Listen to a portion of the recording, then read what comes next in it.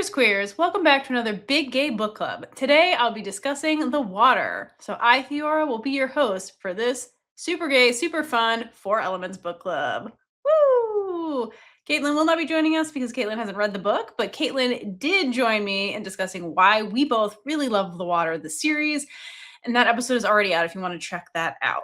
But this will be the book club. We'll be talking about the book club. So for everybody, Crimson Studios, I know you're out there. For everybody out there who commented on our Why Did You Love the Water, and you had a lot of things to say about the novel and how many novel things were not in the series, this is the episode for you, because today I'm going to be talking about the novel and what made the novel so special.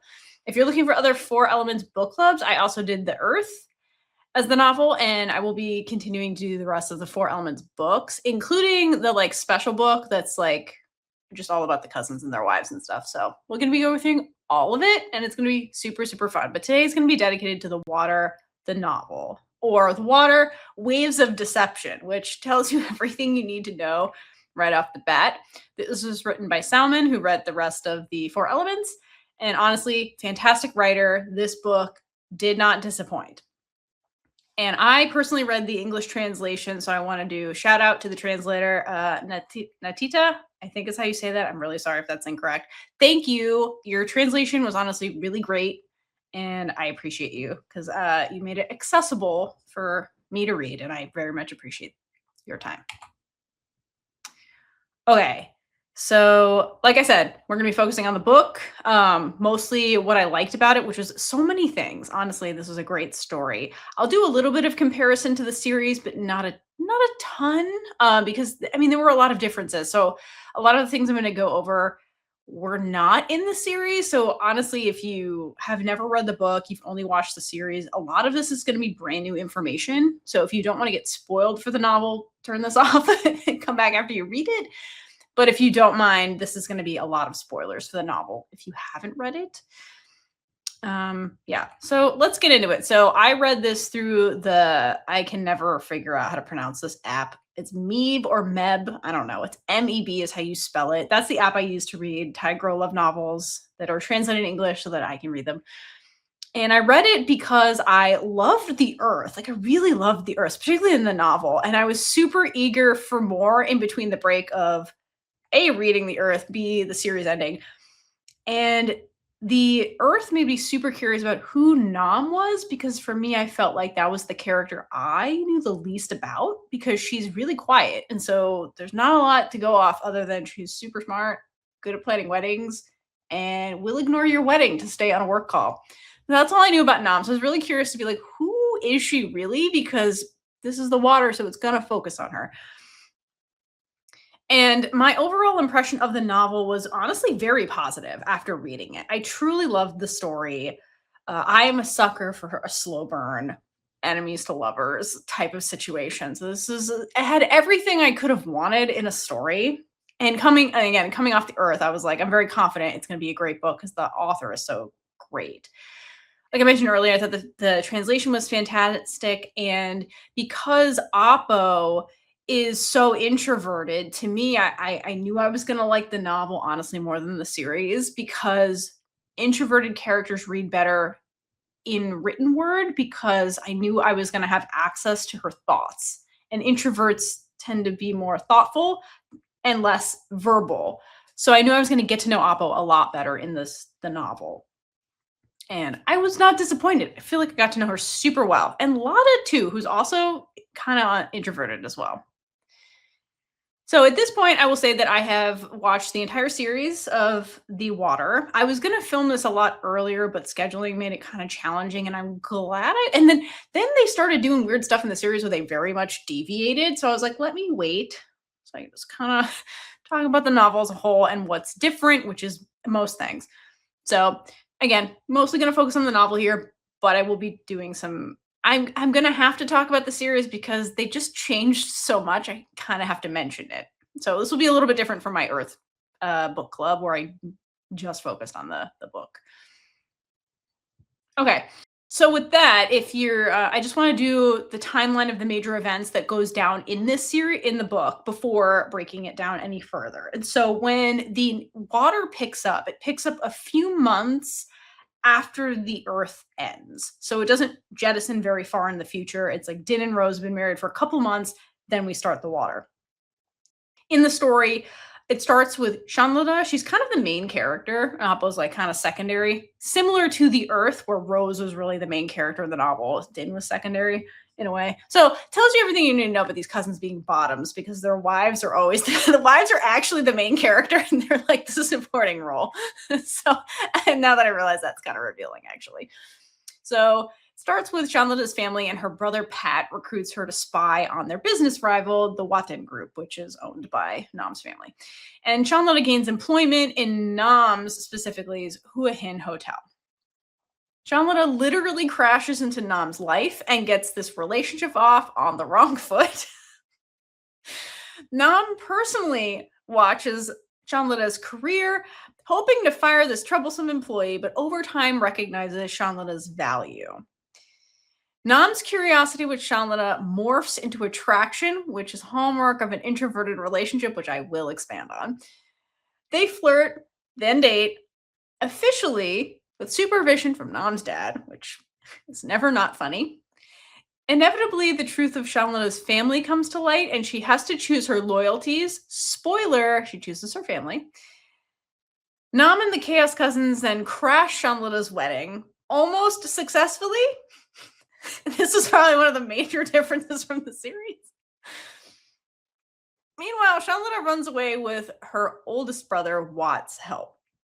Then we get the classic third act breakup with self-reflection, an eventual proposal from Nam, and a happily ever after, which I feel like is going to be hallmark of the four elements. It's like good, third act breakup, angst, and marriage, and then the next one. So honestly, fairly similar just on face value from what happens in the series. So the series did a good job getting the main points from the novel, but there's so many other little details that just made this book so special. But before we jump into all of the scenes, I want to first give the characters their due. So I want to start with Nam and answer the question, who is Nam? So who's the water? So this is Appo Wathinwanit, aka Boss Lek, which means little boss. So I love that she gets called little boss. Her dad is big boss. It's adorable. She started managing her father's hotel empire at 16 of her own accord. So in the novel, it is canon. Appo started working at 16 because she wanted to, not because her dad insisted. She insisted that she was going to start working at 16. So by the time we start the water, she's had at least a decade and a half working experience in the hotel industry, which is a lot. She is the second eldest cousin of the four elements. She's almost 30 years old when we start the water. And her name is very indicative of who she is. So it roughly translates, to my understanding by reading this, as she's the water, like calm, still water, which makes sense because Appo is very introverted. She's serious, very balanced, except she's a workaholic. She makes time for the people she loves, and she cannot handle chili peppers. I think that's a summary of her personality. Because she's so introverted and serious, she's fundamentally misunderstood by most people. Now we really get the context of this when Rose starts interacting with Shanlada, and she labels Nam as nerdy and doesn't think Nam understands human biology, which was one of the best scenes. Thank you, Salmon. That was fucking hilarious. But honestly, the fact that she's fundamentally misunderstood by most people, you really can't blame people when it comes to Nam, because honestly, when we first meet her, Nam doesn't know herself that well either. So think about the context of Nam. She became a leader at a very young age, which is similar to Din. I would say of all the cousins, she's the most similar to Din, and her story matches Din's. So Din, but the motivations of why she became a leader at a young age differs from Din. So Din did it after duty. When her father died, she took over the farm, versus Nam volunteers because she loves it. But they both started working and became adults like at a young age. But Nam is so singularly focused on work that she doesn't have the mental or emotional capacity for anything else. And so because of that, she comes off as really dismissive and cold. And I feel like that's something that was lost in the series because Nam was portrayed more as like cuddly kind and like warm, whereas like she's supposed to be water. She's supposed to be cold. Like, and not because she's mean, but because she's so introverted and serious that that's how people perceive her. And it isn't until Shanlata crashes into her life, literally, that Nam breaks from this. And that is the hallmark significance of their relationship and what makes Shanlata incredible. So, who is Shanlata? Shanlata's name is indicative of her character as well. It translates roughly to ocean waves. So where Nam is the cool, still water, Shanlata is more energetic, chaotic, unpredictable version of water, which is waves, because you don't always know when a wave's going to come crashing into you. They just kind of happen. But you know they're going to happen because chaos is needed for life. And one of my favorite quotes from the book is an explanation of how she got her name, where I think Shanlata thinks this. Her mother had chosen it, hoping she would be like a wave, free to drift across the vast sea, discovering new places, growing with independence, and exploring the world on her own terms. So her name is indicative of who she is and who her mother wanted to be. So I really love that her mother, when you get to know her mother, I think this is so important that she wanted her daughter to have freedom, to live a life she didn't live, be independent, and do things on her own terms, kind of like a wave. So that says a lot about their relationship and how how much Shanlata's mother loves her and how she loves her. Other personality traits besides her name that I think are significant are Shamlana is Nam's intellectual equal, which is why their relationship works. So she, like Nam, is also strategic. Shamlana is very resilient. She doesn't give up very easily. She's incredibly intelligent. And she, unlike Nam, knows what she wants. Like she knows. She knows. She's more self aware of who she is. She is also a 22-year-old chaos demon. And I think I'm going to leave Appo to explain this because she thinks this about Shanlata. Quote, if someone told her Shanlata had two different personalities, she would believe it. One moment she could be completely chaotic, and the next she was serious, professional, and responsible. So Shanlata is a woman of multitudes, and even Nam notes this. I think that sums up her very well. Thank you, Appo. Shanlata, another character trait for her that's important to the plot is that she is desperate to be valued by people she loves. And it starts with her family and stays with her family mostly in terms of plot. I think that her desperation to be valued is part of her resilience. It's what makes her stronger and unwilling to give up and keep fighting. But unfortunately, in the context of the story, it also made her very susceptible to manipulation, particularly by her brother Pat.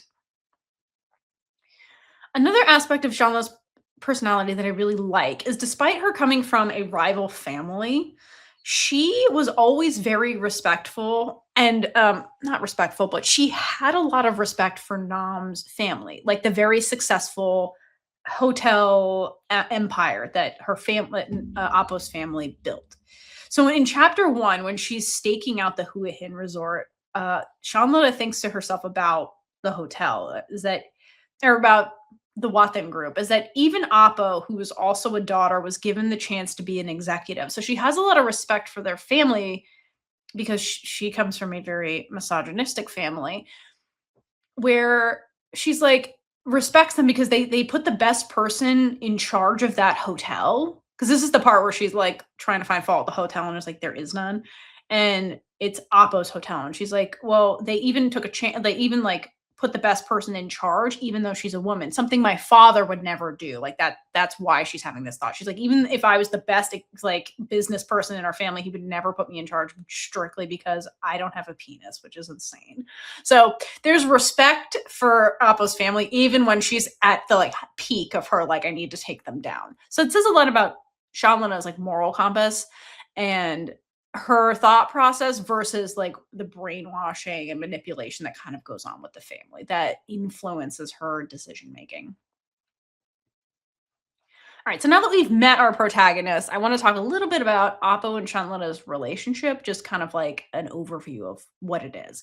So, what I love about it is it's messy adults who discover who they are through their relationship. And that's probably one of my favorite stories ever, or type of romance, because it just leads to dumbass behavior. And I find it more interesting when you have adults who like should be better at this, but they're navigating this for the first time and it's just worse than if teenagers are doing it. And the other aspect of their relationship that I love is that this is an intellectuals falling in love story. And so it parallels my absolute favorite television show of all time, which is Killing Eve. So I like to call this the Villeneuve syndrome, okay, which is the ship in that show. So the question is, how do you get an intellect to fall in love? It's not a typical like I see you across the room, there's an attraction just by looking at you. That's not what works with intellects, which is why I think Salmon plays with the oh, I saw you, and immediately there's a spark trope and shows it doesn't work here because you're dealing with intellect. So that was never going to work. It might work in the air, but it's not going to work here because we're dealing with intellects. Okay, another piece of media that really it shows the how this works is the Poet Empress, if you've ever read that story, but it's an incredible book. It's not queer, but then there's queerness in it and I wasn't expecting it, and I was like reading this book through the audiobook and I was just listening and then I was like, why did this get really gay out of nowhere?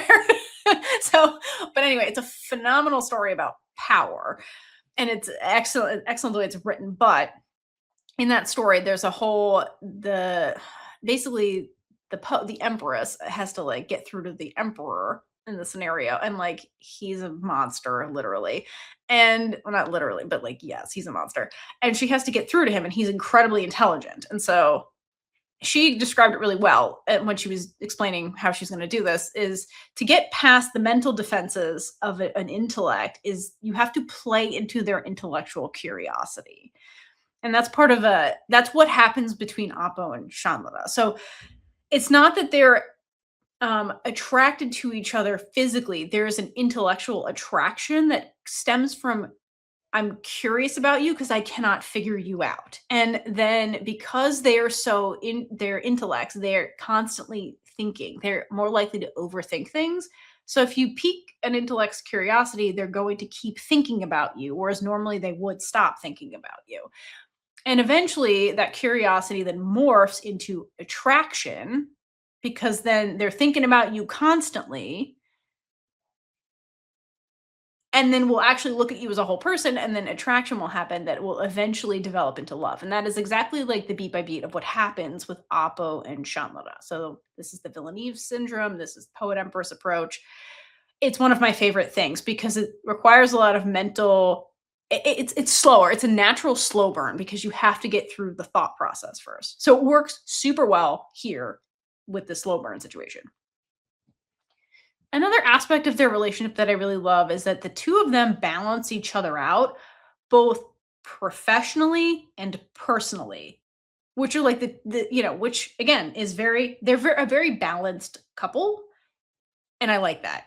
So I'll start with professionally. So professionally, I think that they operate in a similar way. Like they have similar strategies when it comes to work, but they have different approaches. So Oppo believes that outcomes speak for themselves, meaning like our hospital, like in the hospital, sorry, that's my Freudian slip from my job. My hotel has a lot of satisfied customers. We're winning awards. We're doing well. The outcome speaks for itself, which is very logical. She has a very logical approach to things. Whereas Charlotte understands what motivates people, which motivates people's behavior. She understands the behavior of people, and she's able to leverage that to get the outcome she wants, which is more emotional intelligence. So, which is something that Nam lacks, and Lada has in excess. And Lada, while she's logical, she can be more of a slave to her emotions versus Nam, who's like cool and collected. And so in that way, they balance each other out. And I think something that the novel was able to articulate way better than the series is that their relationship is and was always built on the mutual respect between the two of them. Because these are intellects who understand each other, and they were always respectful towards each other. I mean, even outside of like the rivalry stuff the whole fuck shit that goes on in the beginning with Shamlada and the ultimatum of "I will fire you if you fuck up again." But the two of them have respect for each other at the end of the day, particularly when it comes to like professionally, they have respect for each other. It then later morphs into personal respect when they get to know each other as people, but it starts like professionally. The moments from the book that helps emphasize that is when Shamlada is thinking about their relationship, and her thoughts go, quote, "It wasn't surprising that they often disagreed on things," her and Apo, meaning, "though their disagreements weren't fights, more like debates to find common ground," end quote. Which is very healthy. And what she's saying is that, like, it's not that they get into these explosive arguments that are passion driven. The two of them, when they disagree on something, the conversation is them trying to figure out how they can compromise or meet in the middle. It's not this is what I want at all it's not childish. They're very adult about their relationship, despite that they have an age gap, and that because they're both intellectual, they're more able to talk things out. And so they have a very healthy relationship when you look at the two of them in isolation and get rid of like the external stuff that makes their situation dramatic, really, which is the family stuff, the hotel business, that kind of stuff. And so to kind of conclude this part, just talking about the two of them, I want to do a quick personality comparison because that was like kind of the professional stuff, a little bit of personal, but like a little bit more about the personality comparison. So Apo and Lada are both the smartest person in the room, but Apo has experience and reinforcement that she is the smartest person in the room. Whereas, which is both internal and external validation, because Apo has been working, like I said, for like a decade and a half by the time Shamlada is starting her career. So people have, and she's won a bunch of awards. She's the CEO. She's like in charge of this whole hotel. Shamlada is starting as a receptionist. So Apo's had it reinforced that she is the smartest person in the room. Whereas Shamlada is insecure and less experienced, which makes her prone to manipulation by her brother, even though she is the smartest person in the room sometimes. Like no one has ever told her, yeah, you are. Like her family does not acknowledge that she's intelligent. Maybe her mom, but like she's not trying to win her mom's approval. Like the dad and the boys, they're like, no, you're just a girl. And she's starting out in her career. So she has no accolades to be like, I won these awards because I'm good at this. Like she has her degree, but that's it. So like because she's more insecure about her intelligence and how smart she really is, that's why she's more easily manipulated. Whereas Appa would never be manipulated by somebody like a family member like this because she's so intelligent and like knows she is. Okay. Appo and Lada are both strategic thinkers, both of them. I think the series harps on the fact that Appo is, but they both are. But the difference between their strategic thinking is that Appo can't human and Shamlada can. So Shamlada is better at reading people. Appo is not. And because Shamlada can think from the perspective of other people, she has much higher emotional intelligence than Appo, and she uses it to her advantage, so her strategy differs. So one of the biggest examples of that is when the rumor starts circulating that they're dating because like she came out of Appo's office in the morning because Appo made her stay there to avoid Lam or whatever. I think that was it.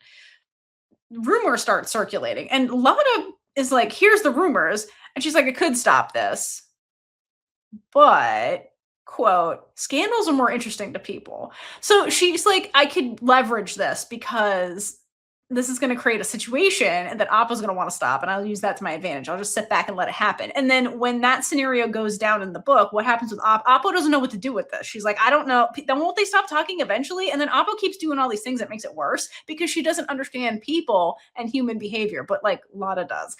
And so strategies will differ. So that's a fun difference between them. Another thing they unfortunately have in common is that they are both lonely, but Shamlada is aware of this. But Appo is completely oblivious that she is alone until Shamlada comes in her life because Appo fills the loneliness void with work, but constantly working. So she doesn't think about the fact that she's like alone. She doesn't feel it until she is forced to stop. So, So when Appo finally realizes it is when she's quote sick in the book, and Charlotte is taking care of her. And Appo insists on joining Lada for a walk, and Lada thinks, honestly, I was happy. The walk back wouldn't feel lonely with someone walking beside me. So like they both kind of come to this realization later on that like, oh, I didn't realize how lonely I kind of was until we started bonding. And I was like going through my normal routine and I realized it's nicer to have you there because she would walk a lot and like Nam joins her and she's like, oh, it's kind of nicer to have you here than to not have you here, kind of thing. All right, last comparison that they have in common. They are both workaholics, but nothing. They both respect each other for it, and it's why their relationship works. And I feel like the series kind of got weird with it when they tried to do the special chapters, but nothing. No, that's one of the things they mutually respect about each other. Okay.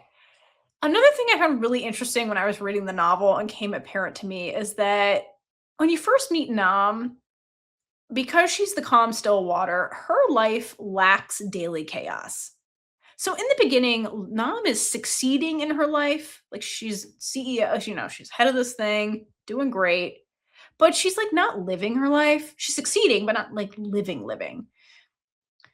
So her organization and serious nature breeds routine that lacks randomization.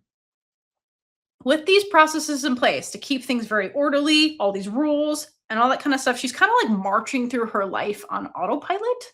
And I mean, she's doing well. Like by all, if you were to just look at her on paper, you're like, damn, she's killing it. Okay. But the thing about Oppo is that she's introverted, like I've mentioned. So she lives in her internal world. Like most of her life is like in her thoughts. So it's more mental than like physical world interaction, which works for her at this point because she's just doing work, thinking about work. So that works great. But then when Shanlana comes up and comes into Nam's life, she forces Nam, the wave crashes into the still water and forces Nam out of her comfort zone, which forces Nam out of her mental like world and like forces her to interact more with the physical world where Shanlana is. And when that starts happening with Nam, that's when she starts questioning her life. She starts questioning her identity and her wants and needs. So Chandana is like this element of chaos that forces Nam to reevaluate her life.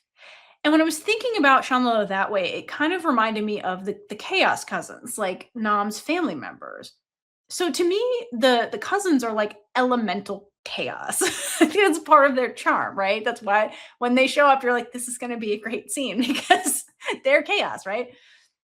But of the cousins, Nam is the least chaotic. She's the still water.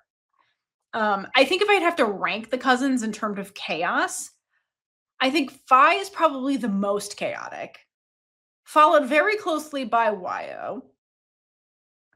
And then like over here, like far away is Din. Okay. Din is way less chaotic than Phi and Lam. But Din is still chaotic because Din is an awkward dumbass who can't communicate sometimes. And so causes chaos out of her being awkward. But then, like, even further from Din is Nam. So Nam is like the least chaotic of all of these cousins. And what I kind of got from the novel is that Nam doesn't interact with her cousins on a daily basis. So, like, she seems to interact with them like, she doesn't go seek them out, they seek her out kind of thing, so it's like she's interacting with them probably the least, and it's definitely not on a daily basis. So that means that in her day-to-day, there's a lack of constant chaos that her family would bring. I mean, you can say the dad brings chaos, but Appo keeps him in check, okay? So I will make the argument that her life is missing some chaos. So that creates a perfect opportunity for Shanlana to come in and fulfill a role in Nam's life, which is to bring chaos to her. So to emphasize that, I want to bring up something that was definitely missing from the series, which is after the wedding debacle, like Shanlana's arranged marriage situation. After that ends, Nam and Wat, Shanlana's oldest brother, have a conversation. This is in chapter 17 of the novel. And what happens is that Watt goes and confronts Oppo for a heart to heart because he's the one that aids Shanlata in running away from the wedding. He helps support her plan, basically. And so he has a heart to heart with Oppo. And honestly, this heart to heart goes really well between the two of them. And I'm really sad and feel robbed that this wasn't in the show. So this is important. And in that conversation, Watt realizes how much Oppo loves his sister and basically accepts their love and roots for them. But as a big brother, he warns Oppo, quote, "It won't be easy for you, Oppo. My little sister is as stubborn as they come. Lada always does the unexpected. You've seen this firsthand with what she put my father through, which was the public humiliation by running away from the wedding." And Oppo replies, "Yes, and I love her for that." So it's Nam's acknowledgement that like Shanlata is so chaotic and unpredictable. And that is why Oppo loves her because her life was lacking chaos. It lacked unpredictability because Nam like sheltered herself and cocooned herself in routine, in predictability. And because of that, she's not living her life. She's just like walking through it. And then Shanlata forces her to live and experience the day to day and experience unpredictable things and love them. Like just getting flowers just because, like things like that, like trying ramen noodles. Like she forced her to do new things that Nam would never do on her own. And she started to really appreciate living her life more. And that's when she started taking a break from work and being like, oh, there's other things I like. I thought I only liked this. So Oppo loves her because she's chaotic. And I think that in that way, it makes her a perfect fit, like Shanlata, a perfect fit in her family because her family is chaotic and that's part of their charm. And so is the chaos element for Nam to kind of like solidify Nam in the family. You know what I mean? Like Nam's not chaotic, her family is, but then like the wife makes her chaotic. And so it's a good fit for this family. And I love that about them.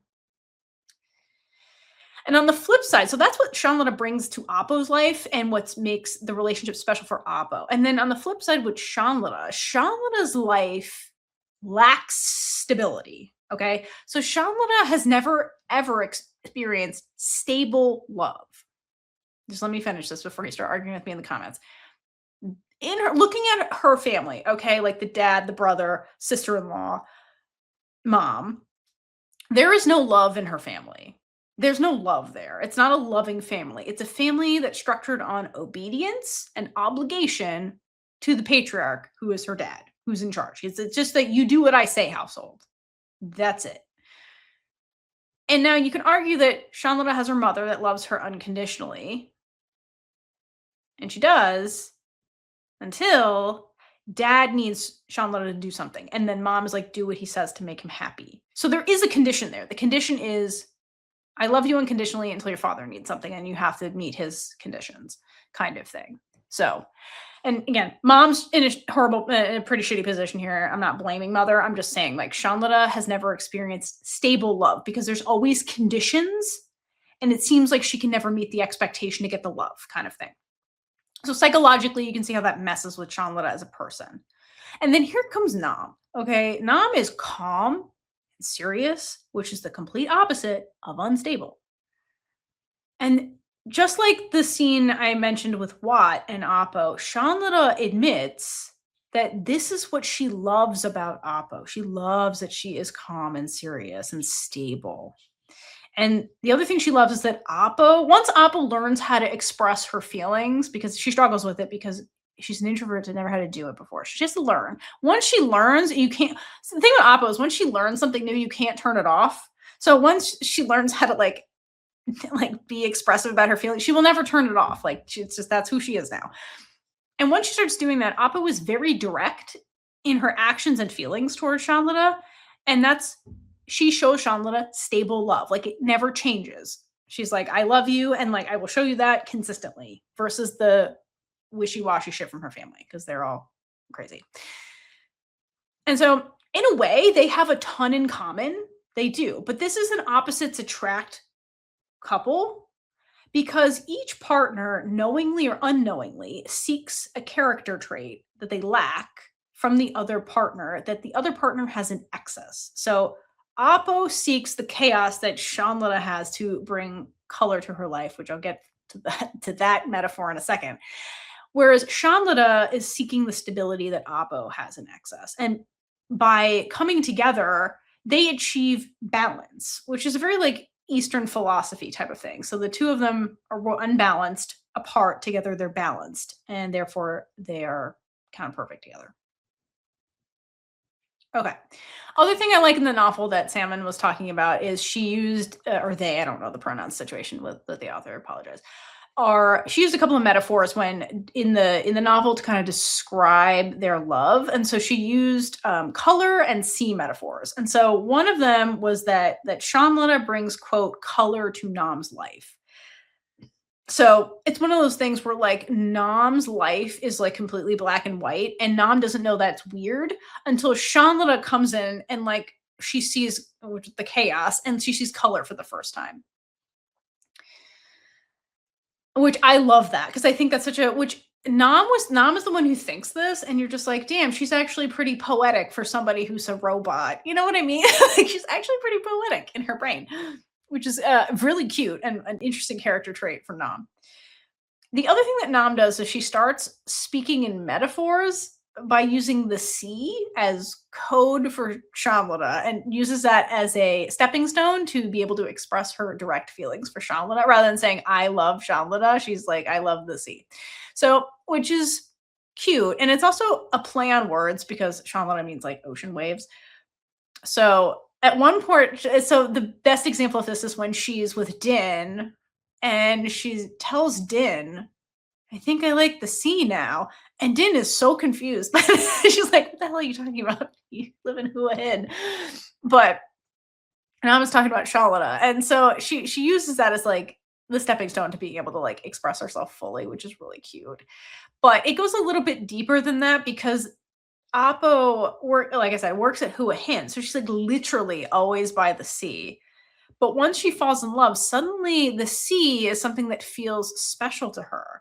So, in a way, I think that the setting it in Hua Hin, the names, the water kind of thing, I think it's a good metaphor by the author for how where Appo starts saying, I think I like the sea now. I think it's a good metaphor for how Appo didn't appreciate the beauty in her life before Shanla comes into it because Appo couldn't really see it. You know, it was all black and white. And then Shanlana shows her color. And then she's like, whoa, there's all this beauty here I didn't see before.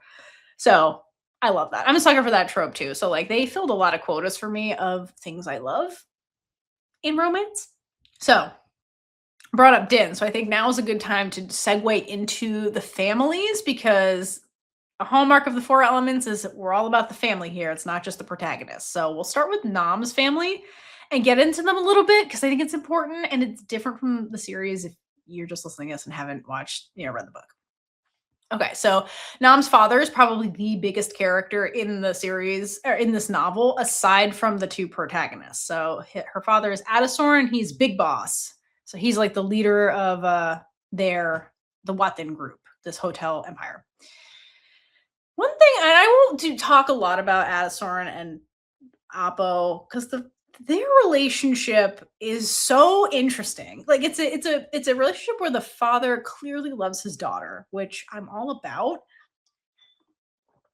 But the way Nam talks back to him is astounding. And it's something that's very lost in the series because he's this huge like hotel tycoon and like he will talk to her and she will like flat out ignore him, ignore his text. Like he like tells him no. Like the way they verbally spar was, I think, lost in the series. Like how much Appa like kind of fights with him a little bit, which is really funny. Actually, part of their relationship. But I think everyone can agree that probably his most endearing trait is he is the number one Nam Lada shipper, like from the beginning. Like he ships them first and the most. And it's honestly really adorable how much he ships his daughter with Lada. And what's funny is he again, nobody knows who Nam's gonna fall in love with, but at the beginning he's like, I want you to find love so you're not alone. And then when he finds out that Lada's a woman, he's like, yay, I'm getting a daughter-in-law. Like he doesn't question it. He's just like, yay, finally, oh, somebody, is it a woman? Great, I'm gonna have a daughter-in-law. That's wonderful. So, and he's so like eager to meet her, and it's just really fucking sweet. Like their relationship is really cute and adorable. And I think the two of them have a lot of similarities. They definitely both have like the workaholic thing in common, which honestly, Appo also has in common with her mother, actually. So let's talk about mom. So, mom in the series, her parents are not divorced, by the way. They have this long distance relationship where mom lives in Canada, where she runs her business. Dad's in Hua Hin run his business. And her parents maintain a healthy relationship, like despite the distance, because I think their relationship, like Lada and Oppo, is probably built on the same type of mutual respect because they understand each other's like workaholic nature and they make it work. The series divorced them because I think that was just some kind of an explicit like Oppo, this could be you if you fuck it up kind of thing. But I like this better because it gives you more similarities between the parents and the daughter, because and the daughter and her relationship, because that's kind of something that's missing a little bit in the in the earth, because Din lost her parents when she was so young. So it's harder to make the comparison, and also like Rose's mother isn't alive.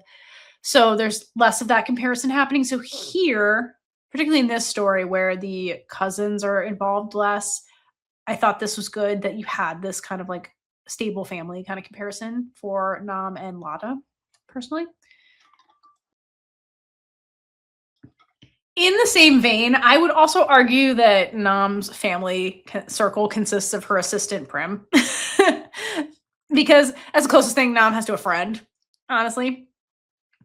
So, and Oppo at the very beginning thinks this about Prim, where she says, quote, if she ever lost Prim, who understood her perfectly, managing things would become significantly more difficult. So she made sure to keep Prim happy. And a lot of the book is her being like, I'll give you a raise, I'll give you a bonus. Whatever makes you happy, you can't leave me. So that in Nam's workaholic, I can't see color yet life, Prim is the closest thing she has to a friend. But I will note they have a strictly business relationship, despite this being the closest thing that Nam has to a friend. So in the series, they have the character Fa, who does not exist at all in the books. That is a made up character. Nam does not have a sister. None of that. He has parents that are together and her assistant, and that's kind of it. Okay, but then she also has the cousins. And so I have to talk about one of the funniest things that was definitely missing from the series is that Din's marriage ruins Nam's life. and Nam's not too happy with Din at the beginning of the book. So, and it's not because she's not happy for Din. It's because of the way her dad reacts to Din's wedding. So, this is what Appo thinks about this situation. So, quote, ever since Din had gotten married, her father, Adasorn, had suddenly become much more open-minded, going so far to say that he would accept whoever she loved, regardless of gender. He just wanted her to care about someone, or at least try opening her heart, as if it were a national crisis. So he's on like the warpath to be like, you have to get with someone before you're gonna die. He's like, you're gonna die alone now. I'm so worried about you. Like, I love that she thinks about it as like a national crisis. That was one of the funniest lines. Like, Appa is funny in her brain. Okay. But the problem is that, like, excuse me, that Nam really doesn't know what she wants outside of work, because she's almost 30 at this point. She's been working since she was 16 and doing nothing else. So she kind of like doesn't know herself and really doesn't know what she wants. And as she continues that thought, like the national crisis thought, she keeps thinking, honestly, she, meaning Nam, wasn't even sure what her own preferences were. Unlike Wyo, who had known since childhood that she had a thing for beautiful women, or Din, who surprised everybody by marrying Rose. Really, was that a surprise? Okay, Appa. Appa doesn't pay attention, I'm convinced. Atrama was similar to her, indifferent to love, but even she wasn't as completely uninterested as Appo. Appo had never felt her heart race for anything except work. Okay, which makes sense. She's the workaholic. Also, I love that they're like, Llama's gay as fuck since the womb. Like, they're Like we all know where that's headed. Okay.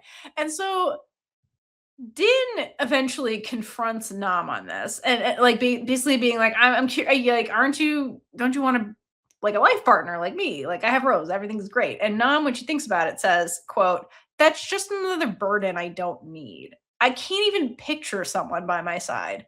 Just thinking about it annoys me." so so that really like it I read that as like Nam really is a creature of routine when it comes to how life operates, and another person would just disrupt the routine she has built. And I think when you think about Nam that way, I think you could definitely make an argument that like Nam is a little bit on the autism spectrum here by just her thoughts that go in her head. And Caitlin and I did speculate a little bit about that in the Why We Love the series, if you want more on that. But I love that she's like, I can't even picture that. And just thinking about it pisses me off. Uh, okay, so let's talk about the cousins just a little bit, give them some love. So, like I mentioned a bunch, like they unfortunately play a minor role in this novel. I think that Addison really replaces them in a lot of ways as like the element of chaos, aside from Shamlada. But quick run through of what's going on with them in this novel. So it is for Din. We'll start with Din. It is established at the beginning that Din and Rose. This is my favorite thing. I'm sorry. This is my favorite thing that was left out and unclear in the series. It is established at the beginning that Din and Rose are so ungodly gay on Maine that no one wants to hang out with them. Like they're just so in the honeymoon phase that literally nobody wants to be around them. They're like, I don't want diabetes, so I'm gonna stay over here. And Nam, while kind of annoyed with them, because like everyone's annoyed with them because they're so ungodly in love with each other, she's genuinely happy for Dan. It's not like she's not happy. It's just that they're so there's lots of marital hand holding, and nobody wants to see that, basically. And Nam puts it this way, where several months into her marriage, quote, Din never missed a chance to show off her wife. So, like, again, like they're flaunting their love constantly to the rest of the cousins who are not in serious relationships. So, like, nobody wants to be around them. And then Rose. Okay, so then Rose does play a little bit. Din and Rose are probably the most, and Lava are the most involved. I kind of like shows up once and then pieces out, does her own thing. But Nam in between the earth and the water. Rose encourages Nam to preserve the roses from the wedding bouquet she caught. And Nam takes the advice and dries out one rose. So the reason she had that is because Rose told her to. And then Rose, which was lost in the series, Rose is the actual MVP of the quote, shut down Shanlada's marriage mission. And I personally prefer how this went down in the novel because it was ungodly chaotic. It was so chaotic what they did. But Rose is the MVP of the whole kerfuffle. Then Wyo tries to hit on Shanlada, which both Lada and Nam shut down. That was missing from the series. In the series, it looks like it was Nam that shuts it down. Lada does too. And honestly, her thoughts, because of Lada's point of view, are hilarious when Wyo is doing this. It's so fucking funny. And then Wyo conspires with Phi to get Nam to admit / act on her feelings for Shanlada. So Wyo's the one stirring up the family in the background to like be like, she's always like the ringleader. She's like, we gotta like get Nam her girl. And so she's the one that calls in all the favors and like gets everybody together. And then Phi, again, like I mentioned, doesn't really interact with Nam a lot, but she does remain president of the Rose Protection Squad because I feel like she's going to love Rose forever. And if anything ever happens to Din, I'm confident Phi gets custody of Rose. All right. So now let's talk about Nam's father. One of my absolute fucking favorite things about this novel is all of his interventions when it comes to his daughter and his daughter's love life. Because they're just hilarious. So after the rumors start that Appa was dating Shamlada, Adesoran takes it on himself to take Shamlada out to lunch to get to know her better, which because he's so eager. It's really sweet. So, and this is during work, which is hilarious. He just takes her out of her job. I mean, he's the big boss. He's like, I'm going to take you out for lunch. Let's go. And at the lunch, he immediately says she calls him dad outside of work. And he starts nicknaming her Lada before Nam does, which is crazy. So, like, in, Thai culture, like, that kind of naming is, like, super intimate. So he makes their relationship incredibly intimate immediately, and Chandler doesn't know what the hell is happening. It's crazy. Like, he's like, they're closer than Nam and Lada are at that stage. Like, just by the way he's like, refer to me this way, I'm gonna call you by your nickname. Like, it's just like he's just so eager and so happy his daughter found a human. And so it's just really cute. But he's just so much because he strikes me as the type of person, kind of like Appa, who's like who's used to getting their way, not because they're pushy. And he's a little pushy. Not because they're pushy, but because like they're really good at their and effective at their job. So they're used to like getting things done, is what I mean. And so like here he is being like, my daughter needs a wife. I'm gonna get this done. I need a daughter-in-law. I'm gonna get this done. But like everyone else is just confused by this. And all of his behavior really stems from the fact that he's genuinely worried about Oppo. So to continue that, after Lada then denies she's seeing Nam in this conversation at lunch, Adastorn asks her a serious question where he says, Lada, tell me, what's wrong with Nam? If there's something wrong, she needs to improve. Like I can tell her to work on it. And Lada says, why are you asking me that? And Adderson says, because I don't want Nam to be lonely. And which is really, really sweet. Like he's over the top because he cares so much about her and he's so afraid she's gonna end up alone. And like in this context, he's in a happy marriage with another workaholic. So like he's like, oh, I just want my daughter to find somebody else who's like her they'll make it work. And he thinks that's Lada. But oh my god, Lada's inner monologue was so hilarious after he's like, I don't want my daughter to be lonely. And he's like, tell me if she has flaws. And Lada thinks to herself, if Addison really wanted to know Appo's flaws, did he have an entire day to listen to her? Because she could list them all nonstop. That's so fucking funny. I feel like a lot of her humor is totally lost in the series, and it makes me sad. She's really funny, and she's kind of a brat sometimes, and it's hilarious. But she's like, "Wow, how long do you got? I can tell you all of her fucking flaws for hours." Okay. And then this conversation continues where Addison asks Lada if being a workaholic is a deal breaker because again he's similar to his daughter. He knows how important that is. And I love Lada's response. Lada says, "Being a workaholic isn't a flaw for Oppo. On the contrary, I think hardworking people are attractive. When it comes to relationships, I believe the amount of time spent together isn't what matters. It's about communication and understanding, which is 100% the foundation of her relationship with Oppo." Other thing is, Lada also admits to herself during this that she admires Oppo's work ethic. And because again, like I mentioned, this is all the evidence of like their relationship really being built on this mutual respect between them. So, like in the same conversation where Lada's like, wow, Oppo is a deeply flawed human being, here she is being like, well, she has these good qualities too that I respect in her. Because they always respected each other, again, even when even when they were on the outs with each other. After this admission, Addison responds with, "So that means eventually you'll fall for Nom."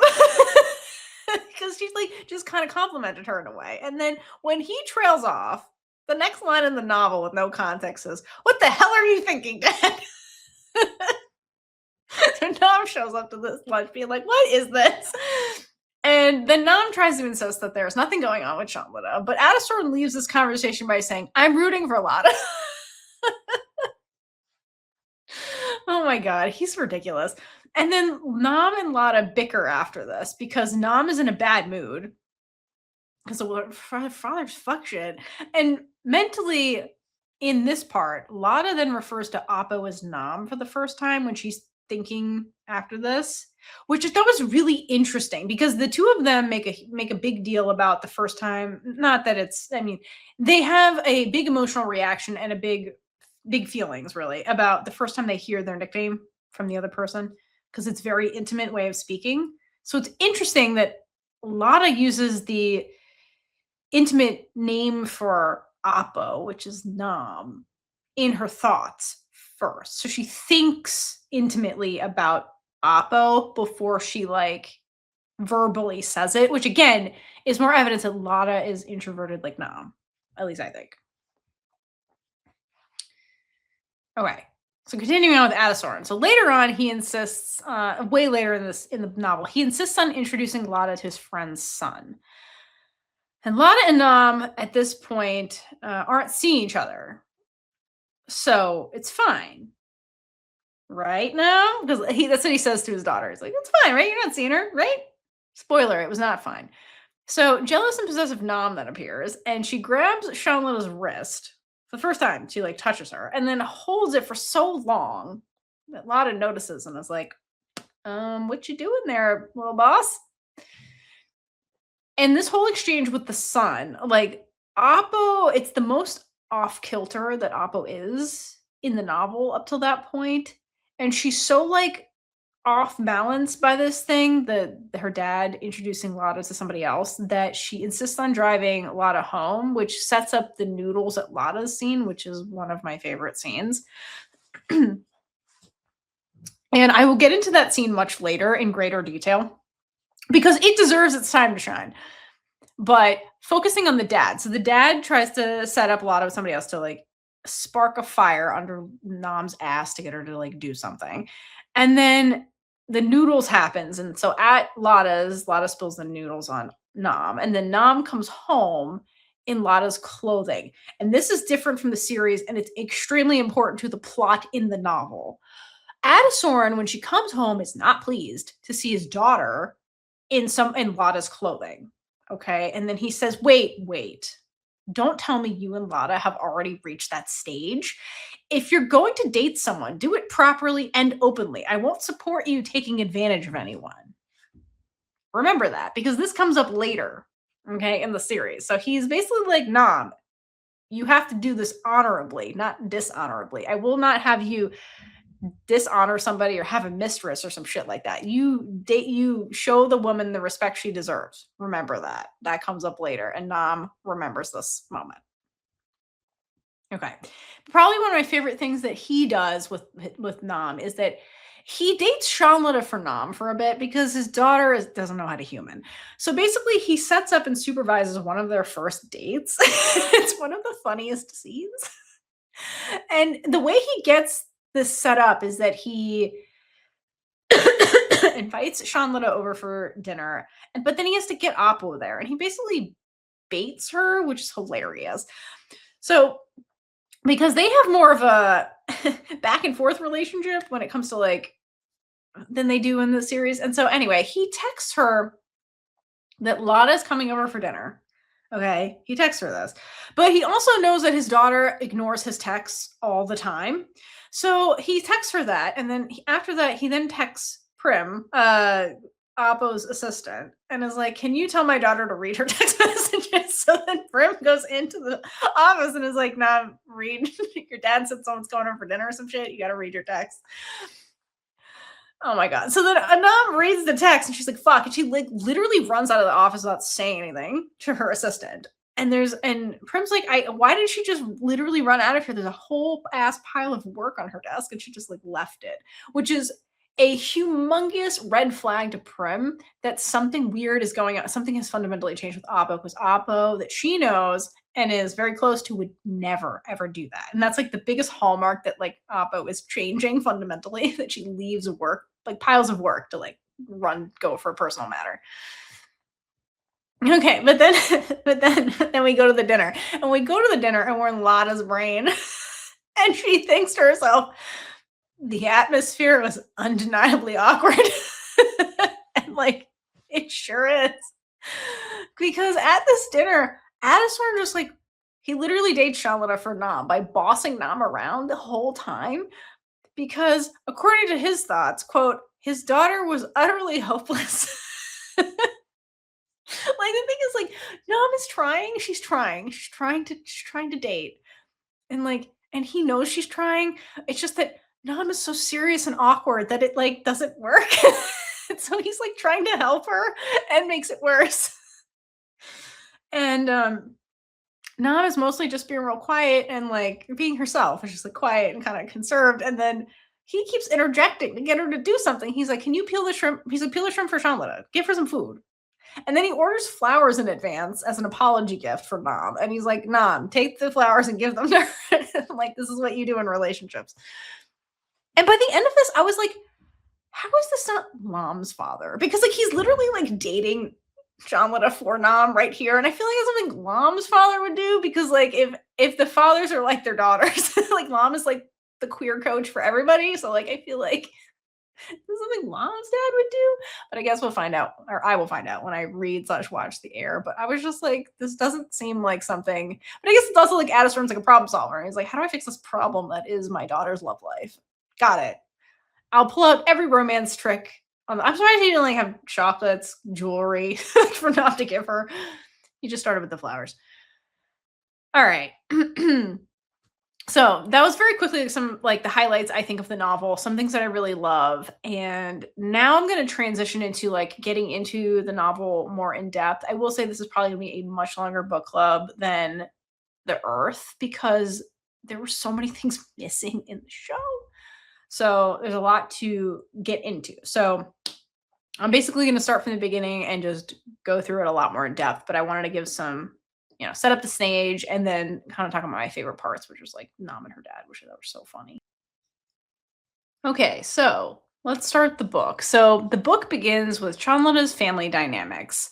So let's dive into her family a little bit. So her family members, there's Pimdich, who's her dad. He's the hotel tycoon of the Wachera group. Then you have Pimwat or Wat. He's the eldest son, and he's nearly 20 years older than Shanlata, which I think is important to note. They have a bit of an age gap. Then you have Pimpat, or Pat, the youngest son. He's not thriving when it comes to the business. You have May, who's Wat's wife. They had an arranged marriage that is very loveless, that was arranged by his father for business reasons. And then you have Chudaman or Mon, that's Shanlata's mother, and Pimdich's second wife. And she's described as the second wife in the novel. And so I wanted to provide a little bit of cultural context of what that means, the second wife. So this is according to the internet. So in Thai culture, the Mia Long, or is the first wife or official wife, is legally recognized and often holding financial control, while the Mia Noi, the minor or second wife, is an unofficial, culturally rooted partnership, sometimes tolerated if the husband provides for both. Although polygamy was outlawed in 1935, the social hierarchy between official and the second wife or Mia Noi persists, often linked to status and wealth. So I think the reason that Shanlata's dad has a quote second wife is because it's a status thing for him to have that. And he financially compensates Mon, Shanlata's mother. Okay, so I think it's a status thing because it tells you a lot about this man's headspace, that he's very old school and is all about status. Okay, and he definitely treats Shamlata's mother and Shamlata as such. It is also noted that they're a family of Chinese descent, which culturally is very patriarchal, definitely values men a lot more than women. And Shanlata is looked down upon for being a woman and the offspring of, quote, the second wife. So she's like a disappointment upon a disappointment. Her job, according to her father, is to marry a man that he selects for her, i.e., a rich man that benefits him, which is what he did to Wat, his eldest son. And Wat does express how unhappy he is in his marriage. But he did it because familial loyalty. And just to really like drive the knife in there about Lada's dad and why him having a redemption arc in the series was insane this is how he described her out loud to her face. Having a daughter is like having a public disgrace right outside the house. Fuck that guy. Thank you, Salmon, for not giving this man a redemption arc. Fuck this guy. Gross. Okay. Now, with the family comes the hotel rivalry between Shanlata's family, the Wachura group, and the Wattin group, which is Nam's family. So, Pat extends an offer to Shanla that she cannot refuse, where he asks her to help him infiltrate the Wathin group by working for them. So, and Shanla accepts this, but why does she do it? I think it's important to establish why. So, she thinks about her family. Apart from Peen Pat, no one in that house, meaning her father's house, truly welcomed her. Shanla feels like she has less value than her sister in law, somebody who's not related to anybody. And this, for Pat to offer her this, felt like recognition from her family. Finally, she was so desperate for that. And up till now, like her little brother is the one that seems to love her the most. And so she trusts him. And he assures her that the Wathin group keeps out winning, keeps beating their family. And the reason they're failing is because that group, they cheat. And her job is to find evidence of them cheating. So at this stage, like Shanlata is caught between familial piety, doing what her family wants, mostly her father, which is do nothing, get married, and then her own ambition here. So she's like, well, if I can find dirt, take down our rival, I will help my family succeed and show that I'm valuable and I will win the love of my family. So this seems like a win-win situation for her. Like, and Shanlana's motivation for trying to prove her value, specifically to her dad, this is what she thinks about this. This comes from her inner thoughts. She says, quote, or thinks, living in comfort by having all the money as the second wife's daughter, yet feeling stifled inside. How could that truly be happiness? But she didn't want to argue or make her mother worry. So Lada is unhappy with their situation and she doesn't want to be put in this box her father's forcing her in, but her mother is trapped in the box. And so Lada, it shows you how much she loves her mother and values the mother more than the other family members, which is important for when her loyalties are tested later. But her father is very insistent that she has to marry a man. So when it comes to her dad being like, your only job is to marry a man or else because I say so, this is what she thinks about that. And this is important for the plot. She thinks that was the one thing she would fight against with everything she had. So when it comes to marry a man, because I say so, that is where Shanlata draws the line at the filial piety, which really becomes relevant later when she willingly steps into the arranged marriage, because she has explicitly said, I would never do that. I will fight to the death because I don't want to do that. So it really sets up the fact that she was never actually going to go through with that arranged marriage on her own, because she said it herself that she would never do that. Okay, so she accepts the thing from her brother and then like takes a crack at getting through into the Wathin group and finding dirt on them. So her initial attempts include finding fault with the hotel. So she goes there with Net, her best friend, to scope out Nam's resort in Hua Hin. And they find nothing. So then she's like, fine, I'll just seduce Apo. I love how she's like, scope out the hotel. Nope, seduce the owner. And she does this because Lada is beautiful, which is confirmed by Net, when Net says you've had many admirers throughout the year. And Lada assumes the odds are in her favor here because Din and Wayo are both gay, so maybe it's genetic. Which is funny because it's true. And so she forces a quote meet cute that fails miserably because salmon hates drama tropes. Okay. So that was when they literally run into each other. And Lada thinks when it doesn't work, she thinks, wasn't this supposed to be one of those moments where time slows down? A magical first impression, love at first sight kind of thing? Apparently not, because I love this author. She's always poking fun at the romance tropes. Okay, so after those all fail, she then decides to try to work for Apo at the Hua Hin Resort and get her attention that way, like forced proximity. That'll be it. So she scores a receptionist job, and based on her resume alone with no work experience. So off the bat, that tells you how impressive Shanlata is already. Like her resume must be incredibly impressive. We don't get to see it in this, not in the novel. They show it in the series, but like, damn, just off the resume. But she starts working and Appa is still oblivious to Lada's presence. So then she must change tactics because Shanlata is as strategic as Appa is.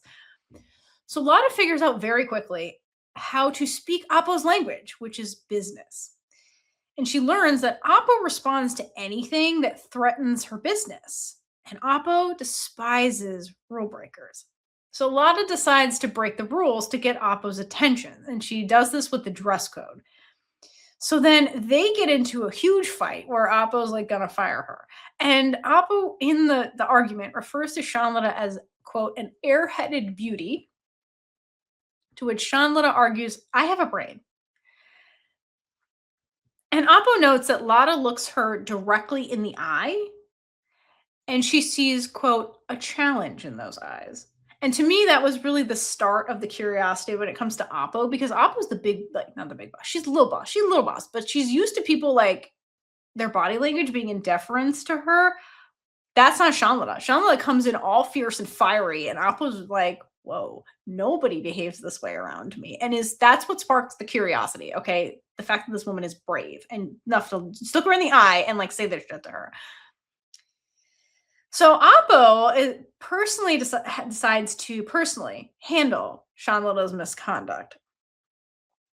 And already this goes down, or she breaks the dress code, and then Appo immediately misses a meeting to handle this. So what I found really interesting about Appo and what I was not expecting is how quickly she was going to start breaking her own rules, because I knew that was going to happen, because again, Appo's a rule follower, and then Shanlada was going to force her out of her comfort zone. But Appo starts doing it immediately in response to this big ass wave crashing into her life, right? And then the other key to me that like this woman is definitely piquing her curiosity and getting on her skin is when Appo learns Shanlada's name. So it gave me like Villanelle vibes, like in Killing Eve when her handler is like, oh, it's Eve Pelassi, and then Villanelle's like Eve Pilastri, like corrects him, and like it's like he doesn't think anything of it, and I'm like, dude, like she doesn't remember anybody. Like the fact that she knows this woman's first and last name means she's thinking about her all the time. So same thing with Appo. And what I found incredibly hilarious about this whole thing with the dress code is that despite being in the wrong, Lada argues with Appo. And so Appo shows Lada the contract she signed about the dress code. And then I love that Lada argues, she's like, that clause wasn't there when I signed it. You added it after. And I was like, girl, I was just reading that and just laughing my ass off, because I was like, who has the audacity to say this?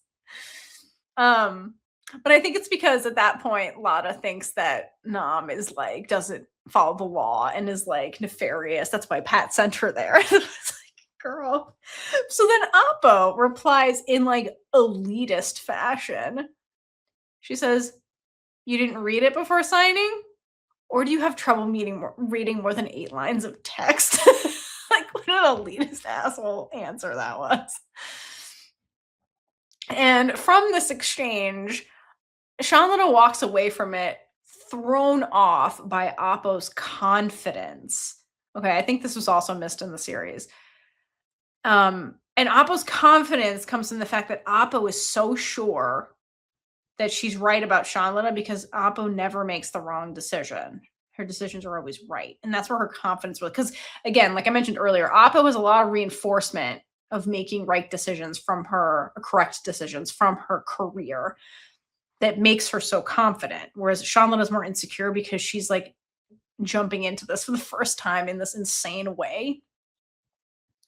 And so when Shanlada walks away from this exchange with Appo, she starts questioning what Pat told her about Appo the first time, because he's like, oh, she's not a rule breaker. They're shady. And then she's like, I don't know, she seems pretty by the book to me. I don't know. She already starts kind of questioning her brother. All right. So then we enter the probation period. So then Appo ends up giving Shanlada a second chance. And it's essentially an ultimatum that if she breaks one more rule, then Appo will terminate her employment. And the reason that Appo gives her a second chance, it's not because she's in love with Shanlada off the bat. Someone would never do that to us. It's because Appo wants to prove to herself that she doesn't make mistakes. And she thinks immediately that Lada is a troublemaker who shouldn't be here. And so she's like, I don't have to do anything nefarious. She's like, you shouldn't be here, and you're going to prove me right by making a mistake. And so I'm just going to wait for you to make a mistake. That's all this was. And then Lada rises to the challenge out of desperation to keep the job for her family and out of spite because Lada is saltier than the ocean. Okay. And I feel like that's also kind of lost sometimes, like how salty she is about stuff. She's like, fuck you, Appa. I'll prove you right. I'll prove you wrong. And she does. And so Appa then personally monitors Shanlada's progress because, again, she's trying to prove to herself that she's right. And Shanlada's kind of piquing her curiosity a bit. And so she does this by challenging Shanlada with task after task, just waiting for Shanlada to fuck up. But Lada rises to the occasion every time. And when she does, Appo is forced to reassess. So Appo thinks, quote, this was unexpected, disappointing even. No matter what word she used, miscalculation, surprise, bad judgment, excuse me, none of them sat well with Appo regarding this decision.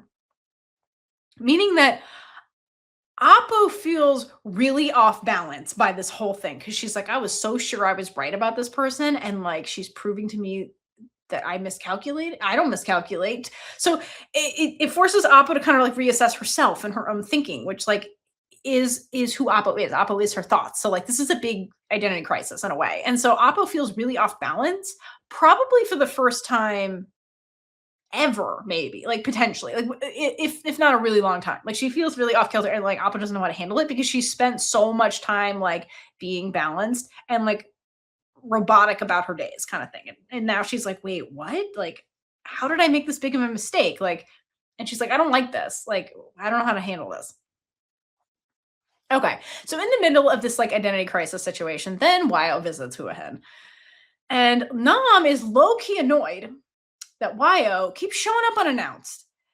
And the reason that Wyo is here at Huahin is because she's avoiding Din and Rose because they are too sweet. And according to Nam, Wyo is, quote, perpetually single and allergic to romance. So she's like, I don't want to be around this married couple in a honeymoon phase. Like, nobody wants to visit Rose and Din. Like, nobody wants to hang out with them right now. They're so diabetic inducing. Okay, so Wyo's like, I'm gonna hang out here with my favorite cousin. She's like, whatever, go in a room and get out of here. So then Wyo goes to book a room with the receptionist, who is Shanlada.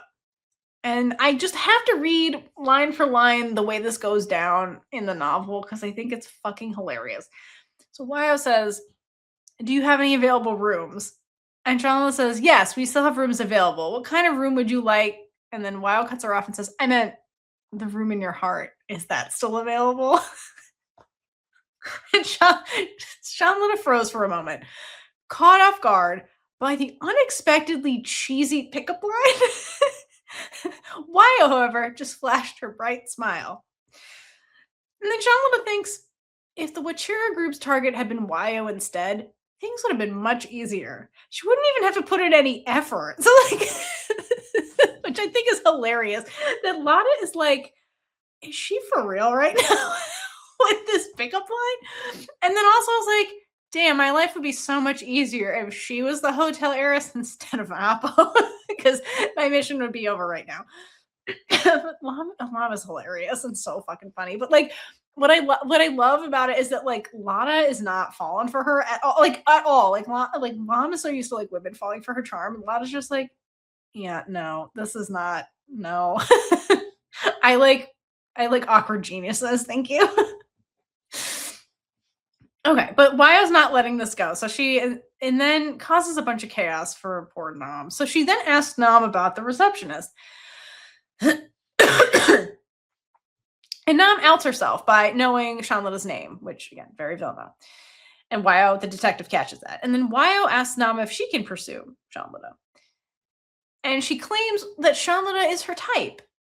And like, what is Nam's type? Like women that are alive? Because like Wyo seems to flirt with literally every breathing woman in Thailand.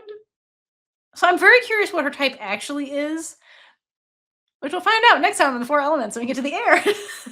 But with Shanlada, Nam is like, no, Nam is like, no, I'm serious about this one. This isn't casual. I've met her for 3 seconds. I'm in love. And Nam says no. And Wyo's super shocked by this and notes it's the first time that Nam has ever shut her down over a girl, which, warning bells.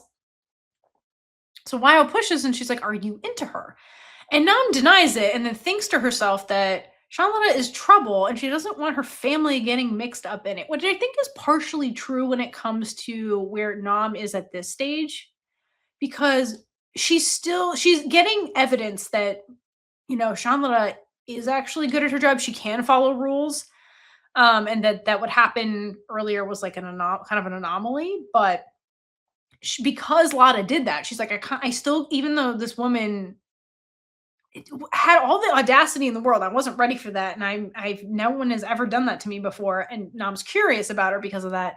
She's still like, but there's all this other evidence that proves that I shouldn't trust you. But now there's this evidence that I should trust you, and she's like, I don't want my cousin that I love getting mixed up on this. So I think it's like a combination of Nam's curiosity and then like also the reality of Shanlata and like Wyo falling in love with everyone. She's like, "Are you serious? You're never serious." So like, I think Nam is just like, "No, let's nip this in the bud before this even happens."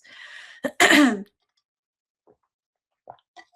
Wyo doesn't take this well, and she sulks for a while and then leaves. And the next day, quote, visits Fi instead. Which, like, why did you go find Fi in the beginning? Like, because like Fi is also like just living life, and Nam is always at work. But anyway, I'm pretty sure she goes and sees Fi, and then these two gossip and then conspire against Nam later on. And that's how we get all the rest of the cousins involved. Okay, so then Appu and Lada transition into and they were co-workers stage. So what I think is significant about this part of their story is that the beginning of their relationship is really similar to Lada's family dynamics. Okay, going back to when Lada breaks the dress code and they're having the argument in the office, and Nam is like, "You're a brainless beauty," and Lada's like, "Bitch, I have a brain."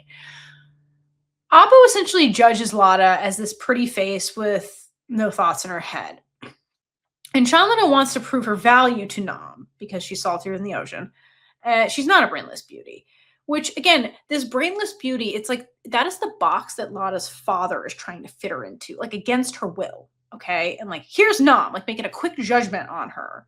And so I think that triggers something in Lada that's coming from her family drama. So then, unlike Lada's family, Nam then gives Shanlata a chance to prove herself, which makes her relationship very different from the family, excluding Pat, but like, because he kind of gives her a chance, air quotes, but like he has ulterior motives. So let's leave him out of this. So Nam is already proving she's different by like good faith giving Shanlata a chance to prove herself. And at the same time, Shanlata's initial perception of Appo is warped by Pat's manipulations, which in this novel become very evident that they're rooted in misogyny. So a lot of his aggression and anger and vendetta against Appo is because he's like, there's no way a woman beat me. She must be cheating. And that comes from his father. So anyway, Shanlata's warped impression of Appo is the mindset that drives their initial encounters. Okay. So they have these warped visions of each other, and then it kind of blows up. So Lada is determined then to find evidence of Appo's shadiness, and then is surprised to find none. And ironically, over time, Appo gives Shanlata the support and validation that she's been seeking from her family. Okay, because Appo, in good faith, gives her a good chance. Lada proves herself, and Appo is like, I was wrong about you.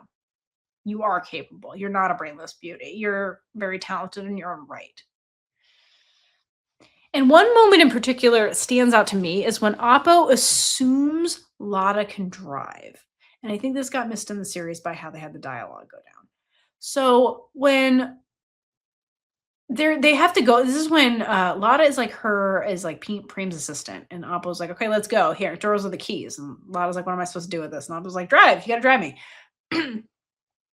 So when Lada admits she can't drive, Appo puts her down for lacking the skill. She's like, it's such a basic skill, you can't drive. And the thing is that Appo doesn't realize how much of a sore spot this is for Lada, because Lada's father forbade her from learning to drive because she's a woman, which is insane. And they don't talk about it out loud in the novel. It's just like Lada kind of stews over it.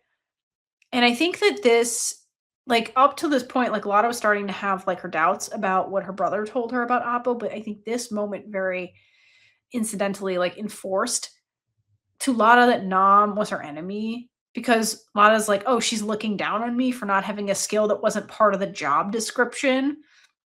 Because Lada's upset because she's like, I would definitely drive if my father fucking let me learn, but he forbade me. And so now I don't have the skill. So she's kind of embarrassed too, in a way. It feels very insecure and inferior.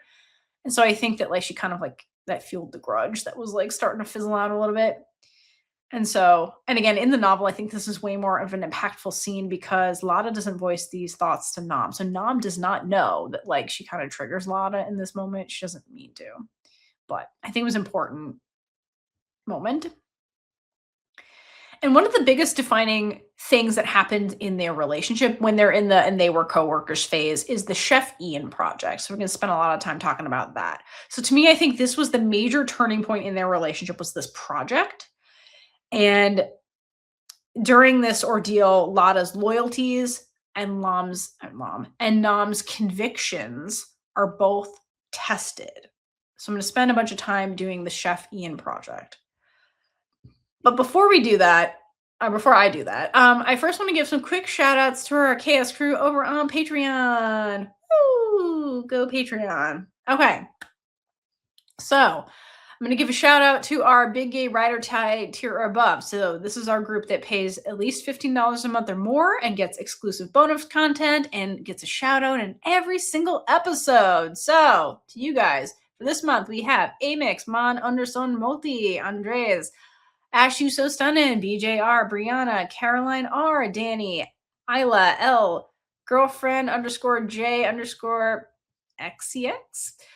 Here for it, Jasmine O, Jill L, K Yoshi, Kasi M, Kelsey S, Kenzie, Kyria B, Leona, Olivia A, Michelle G, MMM230403, Monet F, Moving Forward Leading, Nancy D, Pooja S, Regina B, and Sarah B. Thank you all. Hope you're enjoying all the extra content you get over there. They get things like we review Thai Girl Loves as they're coming out that we can't react to. We do special reactions for them. So check out that tier if you're interested. For our Big Gay supporter members, this is our largest tier. These guys pay $5 a month. They get access to literally everything else, which is a ton of content on its own, like exclusive reaction videos, ad-free content. They get this episode early without ads, things like that. So because there's so many of you guys, I cannot give you a shout out and conclude this episode. So what I'm going to do is I'm going to give some shout outs to our Chaos crew members that have been interacting with our water content. And so thank you for contributing to our episode. So thank you to BJR, Sarah B, Kim P, White Cat 112, and Consi M. Thank you for enjoying the water and interacting with us. We appreciate your support and hope you're enjoying this episode if you're listening. With that, let's shoot over to the Chef Ian project. So let's start with this from Lada's perspective. So Lada is presented with multiple opportunities to give intel to her brother up till this point. And most notable, it's the Chef Ian project. But Lada proves that she is nothing like her family in a good way. So Lada thinks, quote, she hadn't seen Apo play dirty or use underhanded tactics to get the chef to agree. From what she overheard today, it was sheer persistence. If she stole the secret and handed it to Pat, allowing her brother to swoop in and take Chef Ian for their own hotel, wouldn't that mean she was the one resorting to dirty tricks first? So Lada has a conscience, and it's kind of like, the math is not mathing with what Pat is telling me. And if I do this, I become the thing he's accusing Apo of. So then Lada tells her brother, I'm sorry, and refuses to give him anything. So in a way, Pat really underestimated his sister's intelligence, which is not surprising, but he also underestimated her morality, which definitely worked against him. All right, so Apo's point of view of this project. So in Apo's basically has been going after this chef and is very persistent, starts bringing Lada along. And at this stage, she's still watching Lada for any mistakes. So Nam's assessment of Lada's performance is all good at this stage. And Nam makes it a point not to abuse her power to get rid of Lada for no reason. Because Prem at one point's like, should I just make something up and we just get rid of her? And Nam's like, no. Like, we're not going to play dirty. Like, we'll just keep watching her. And then as she gives her task after task, Nam starts to realize that Lada is actually a really good worker. And as a boss, she should foster Lada's growth. So then this project comes up. And she instructs Preem, to assign Lada a bigger role in the Chef Ian project. And Prim is like, I don't know if it's Prim or Prim. Sorry. I'm just gonna call her Prim. I'm sorry. Because that's how it's spelled in the book. And she's concerned because she's like, well, Lada's new. And like, this is a humongous project. We've been trying to get this together for years. And Nam says to her assistant, quote, but if Lada never gets real work experience, she won't improve. So it shows that Nam is a really good boss that invests in her employees and that she finds Lada valuable enough to invest in her by assigning her a project that Nam thinks will challenge Lada to get better. So this right here is the validation that Lada has been seeking her entire life. Like here's Nam giving it to her. Like Lada doesn't realize it yet, but like Nam is willing to like invest in her and validate her worth the way nobody else in her life ever has before. So this is where we get the turning of the tides when it comes into their relationship. Okay, in the context of this project. So we get the first time that Appo takes Shanlata home. So to set the scene, Appo made Shanlata work late to, quote, make up for missed work because her dumbass dad took Lada out for lunch against her will. And Appo's like, you have to stay here and make up for the work. And while they're doing this, they're in the same office and they start discussing the three Chef Ian dishes that Appo has to make a decision on. And this is where it becomes really apparent that these two are both curious about each other, which is the intellectual love language I keep talking about. And it starts with Appo. So at the end of this, after they talk about the Chef Ian stuff, she drives Shanlata home. And during the drive, Shanlata brings up the dishes and asks, well, which one did you choose, Appo? Because like Lada gives her opinion. And Nam's like, you can go home now. And then 5 minutes later comes out. And Lada's like, well, what did you pick? And then Appo refuses to answer, which frustrates the hell out of Lada. And Appo's thoughts after shutting this down are, Appo is still caught Shanlata out of the corner of her eye. She knew very well how her assistant acted when she thought she wasn't being watched. Appo noticed it all, indicating that like Appo wasn't just checking up on Lada's performance. Like she remembers little details about Shanlata, including how Shanlata acts when she's annoyed at Appo. Appo's like, I know she's annoyed with me. She's doing those things. I've seen her do that before, and I remember. So very indicative of Appo's very curious and like that's morphing into more than just curiosity because of how much she remembers about Lada and things that are not work related at all. Like Shanlata's like annoyed mannerisms.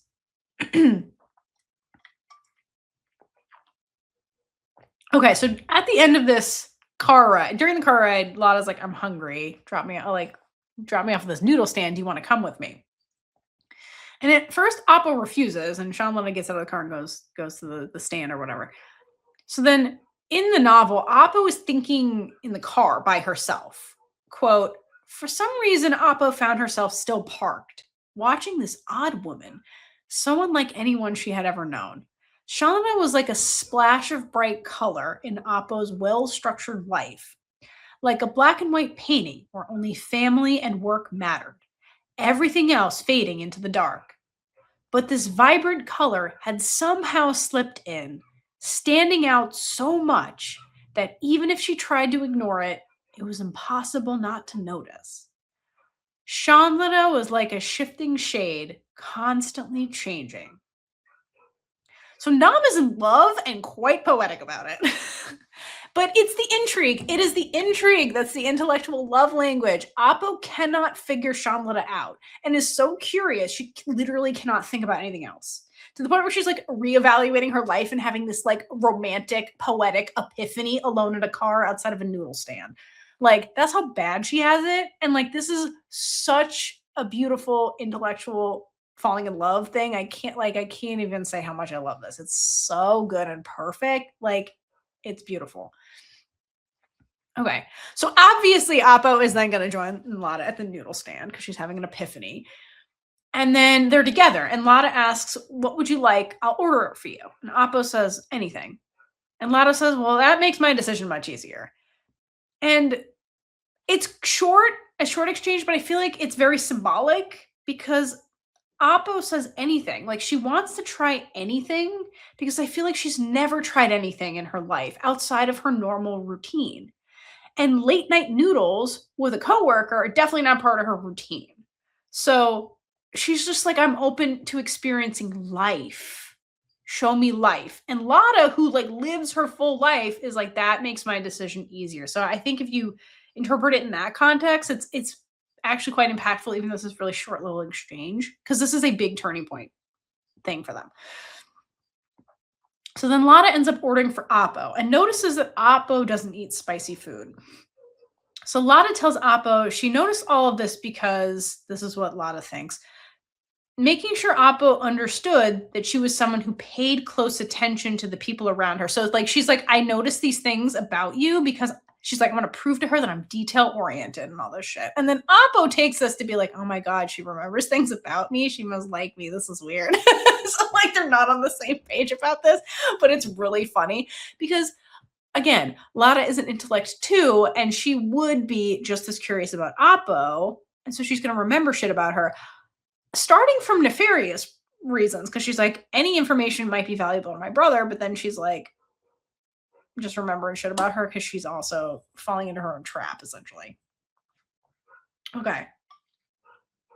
All right. So while there's many cute monumental things that happen throughout the course of this Chef Ian project, I think the biggest thing that happens during the course of this project is that Appo validates Lada, which is the thing she's wanted her whole life. Okay. So it happens when we get to the culmination of the Chef Ian project. And this is very similar to the novel, okay, where we eventually get to the big grand reveal where we're going to get the dish, Chef Ian's going to make it, all the investors are coming, that whole thing. And so, like the series, we get the scene where Lada is helping Lada pick out a suit, okay, because Abo asks her to as the assistant. And they start talking about Lada's family issue in code. And Lada says, Boss Lek, if you had to choose between family and doing the right thing, what would you pick? And Appo says the right thing. Yes, family is important, but no good family would ever encourage you to do something wrong. And then Lada thinks to herself. She glanced at Appo, watching how calmly she answered, without a hint of suspicion or curiosity about why she was asking. With that response, it made her feel a little lighter, easing the weight of her internal conflict. So Appo validates Lada's morality in that situation by being like, if your family's asking you to do shady shit, it means they're shady and you shouldn't do it just because they're family. Okay, which is where Lada was like kind of at with her loyalties being tested when it came to the family stuff because she's like, the math is not mathing with my brother here. Okay, and then we shoot on over to the grand reveal. Actually, we don't shoot on over. Then their conversation pivots. I'm sorry, they're still looking at the suits or whatever. And the conversation pivots to the big grand reveal, okay, where Chef Ian's gonna be there and they're gonna reveal the dish that's going to the hotel. And so Appo insists that Lada comes to this. And Lada is like, listen, I don't have the money to afford a dress for this grand event. And Appo's like says, you were part of the project, you have to be there. And when Lada argues about money, Appo says, you can pay me back in installments, as many as it takes. So then Lada's like, I'm not a charity case. Like, I want to earn everything. And Appo's like, fine, you can earn it, but like you can, and by it's a loan. It's a loan. I'm not giving it to you. It's a loan. Just pay me back whenever you're ready. And then, okay, so Lada's like, okay, so she agrees to this because she's self-reliant. And while she's in the changing room, Appo goes and just pays for it all, which is really cute. She's like, you're not paying me back. I'm just gonna give you this. And Appo thinks it had been a day of both time and money spent, but at least it hadn't been a boring one. So I think that was a very significant shift in how Appo thinks about her time spent with Lada doing quote non-work related stuff or like nonsensical stuff. The fact that she was like, I wasn't bored. So like she's having fun, which is really cute and significant. So like their relationship starts shifting here. All right, and then we get to the big grand reveal of Chef Ian's signature dish. And so Appa's the one upstage is on stage, and she's the one who is explaining this to all the investors and everybody. And she picked the seafood bucket, which is what Lada picks, but she renames it the Joyful Ocean. So Appa renamed it after Shamlada, which surprises Shamlada. Because like it's like another translation for like Lada's name in like kind of the novel. So the irony is of this, which it's adorable, but also is very ironic because when they were originally talking about this, um, and Nam was like, "Give me your opinions." Lada does, and then at the end, Apple told Shanlada, quote, "You can't let your personal preferences dictate your work decisions." And then here's Appo literally breaking her own rules and announcing it to like a crowd of people. So like it just goes she's so funny. Like she just starts breaking her own rules. Like it just goes downhill for her really pretty consistently and pretty fast. The way she just breaks all of her rules for Shanlada, it's really kind of funny how much she changes. Okay, and then so then Lana's in the crowd, she goes, and she's hearing this, and she realizes that Appo took her suggestions seriously because like Shauna's been wondering. She's like, Did I help her? Did I not help her? What did she do? Did she ignore me?"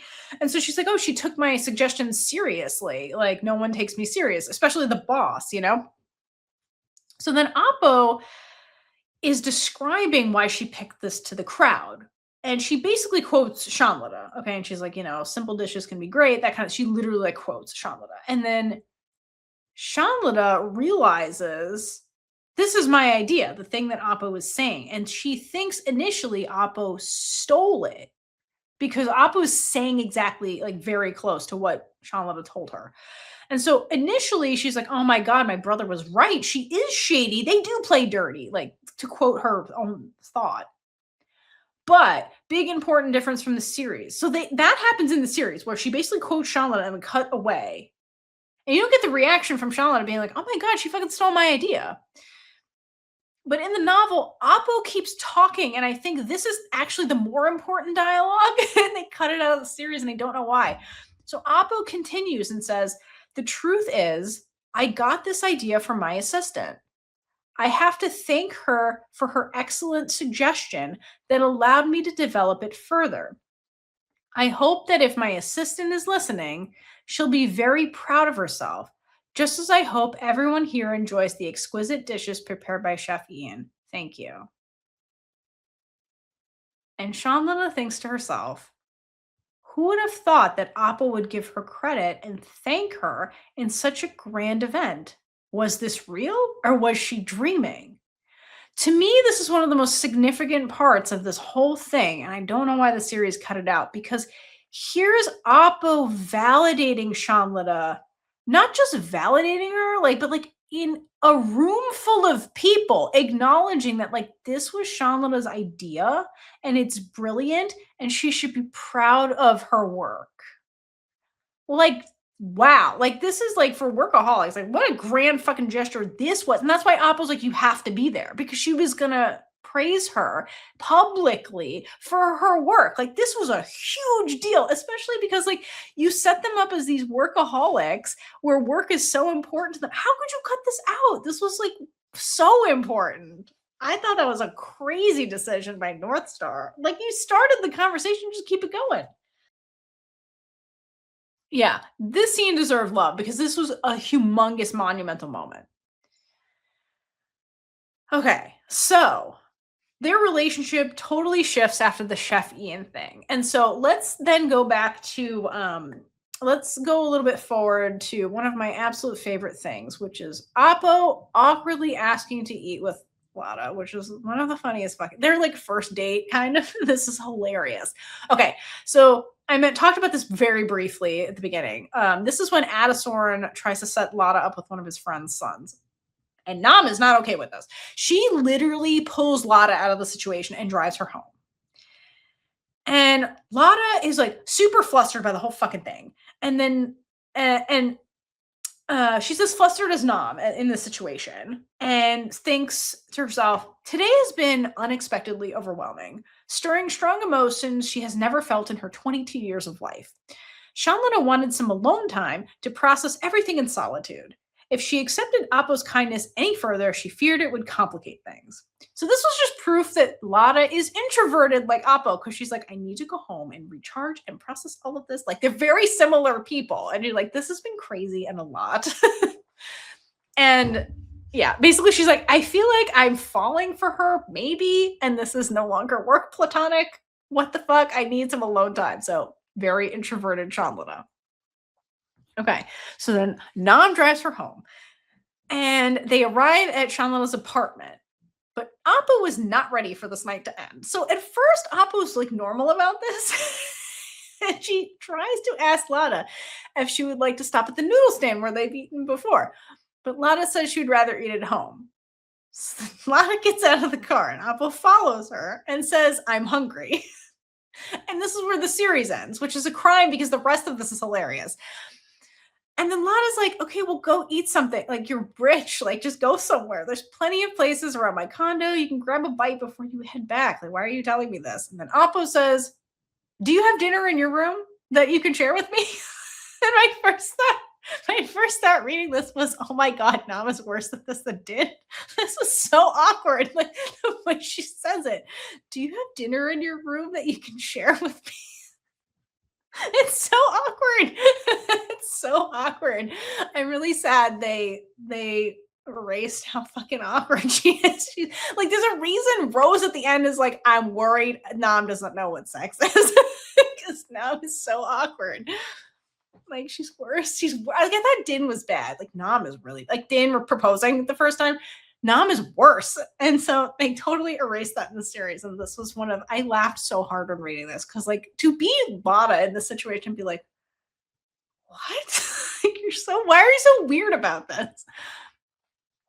Oh my God. And the reason she's weird is that Nam essentially is like a baby deer learning how to walk. Okay, she's learning what life is, what living her life is really about. Okay, in the scene. And Lada doesn't realize she's the guide. Okay, she has no idea. All right. So then Lana, for some reason, lets Nam in. She's like, this is weird, and like lets her in the apartment. Um, to have noodles. And I think the reason we end up in the apartment is because the inner monologue thing I gave you with Shanlina, where she's like, I'm having emotions right now and I need time to process them. And Appo's having feelings and she doesn't have time to process them. And this is bad for introverts because speaking as an introvert, because introverts need to think and process because we are more internal people. Okay. If introverts are having a bunch of feelings and we don't have time to like get into solitude and think about it, we're more likely to act on the feelings, good or bad. Okay. That's how you get this noodle scene because you have two introverts whose emotions are running high and they can't think about them right now because everything's crazy. So then Lana makes the noodles and goes and sits on the floor like she normally would without company present because she thinks it's more comfortable this way. And she explains it to Nam, and Nam's like, okay, that's a better way of doing this. So then Nam joins her on the floor. And it's like, to me, it was like Appo, like Nada is teaching Appo how to be human by like leading her out of her comfort zone. Because like wealthy girl would be like, I sit at the table, with the napkin in my lap or whatever. I do all the proper things. And like, here's Lada just like on the floor eating noodles. And Mom's like, what are you doing? Maybe I should do that. Is that the better way to do this? I should do that. And she like goes and does it. Like, it's like, again, like leading a baby deer around, teaching her how to walk. And to me, like, this was a really cute example of like how the two of them grow as people when they're together. Because they like learn from they're open to each other's like thoughts and ways of doing things, even when it's different from their own. Like Nam is like, I don't do this, but you do it. Maybe I should try it. And like they learn from each other like what works for them. And I think this is really a hallmark of a strong relationship foundation. And so like again, the author did a really good job of like establishing that there's mutual respect, they learn from each other, they have a very solid healthy relationship foundation. And like here's a little scene of like how that works for them. The other thing I love about the scene is that Nam is also like weirdly smooth in the scene, despite being like worse than Din to get herself invited in here. She was weirdly smooth. So then Lana starts teasing Nam about eating unhealthy food with her. And Nam says, because you made it, a simple meal becomes special. And not only is this sweet, okay, because in the series, they just have the part where she's like, you made it. therefore it's like good. A simple meal becomes special because you made it is the more important part of the dialogue, because this is Nam quoting Lada right back to herself. Okay, because that was Lada's fundamental argument in favor of the seafood bucket with the Chef Ian project. And Nam is showing Lada that she pays attention to her opinions and reflects on them. And that's incredibly sweet for Nam to do that and be like, I think about what you say, I internalize it, and I'm going to give it right back to you to show you that I pay attention to you and I value your opinions. And that is validation in the relationship, which is brand new territory for Lada. Like, this was also supremely validating, okay, for Lada, who's insecure and has never had stable love. Here's Nam being like, I value you, like by literally quoting herself back to her. So again, the dialogue in the novel is so good. Like, it should not have been messed with, in my opinion. Okay. So then we get what I anticipated would happen in Appo's story as the collected, calm person. We get her control slipping. Okay. And it really goes off the rails when Adastorn puts the fear of lesbian Jesus into Nam. So the noodle scene happens. She gets the noodle happens where she gets it spilled on herself. Lada gives her clothes, and then Nam goes home. So when she comes home in Lada's clothes, she gets into an argument with her father that I went over earlier, where basically he tells her, be clear with your feelings, where he's like, you need to respect her. And then he continues and he's like, you need to be clear with your feelings before you lose Lada to somebody else. And he says, quote, consider this a warning. So that puts the fear of lesbian Jesus into Nam. And so the next day, she shows up at Lada's flat unannounced to drive her to work. And then Appo in the drive brings up her father and then says to Lada, who do you trust more, me or my dad? Out of nowhere, she says this. And Lada's like, you, of course. And then Appo says, that's all I need to hear. And then like she stops talking. And then Lada thinks, lately, Appo had developed a habit of mumbling to herself, saying things only she seemed to understand while leaving Shanlana out of the loop. In other words, I think Appo's losing it a little. And like, we truly didn't get this version of Appo who's like off kilter and like mumbling to herself and like being weird as fuck. And like Lada's just like, I don't think she's doing all right. She's acting weird. Okay, so basically now, okay, so like the external, so like there's the stuff with Pat going on in the background, like the family drama in terms of the rivalry. But then now we start getting into like Appo's family starts interfering. So like Adastorn is doing his thing, and then the Chaos cousins start inserting themselves. So Phi then randomly appears and adds gasoline to this dumpster fire by complaining that Wyo was sulking over Nam denying her to Shamlada. Like what a dramatic gay Wyo is. Okay, she's so gay. That's how she's dramatic. Okay, she's part of me. Well, Nam was gay. I'm sorry, Wyo was gay from the wound, so she's the most dramatic. And then while this exchange is going on with Phi, publicly, Nam insists very loudly that Shanlana is not her girlfriend.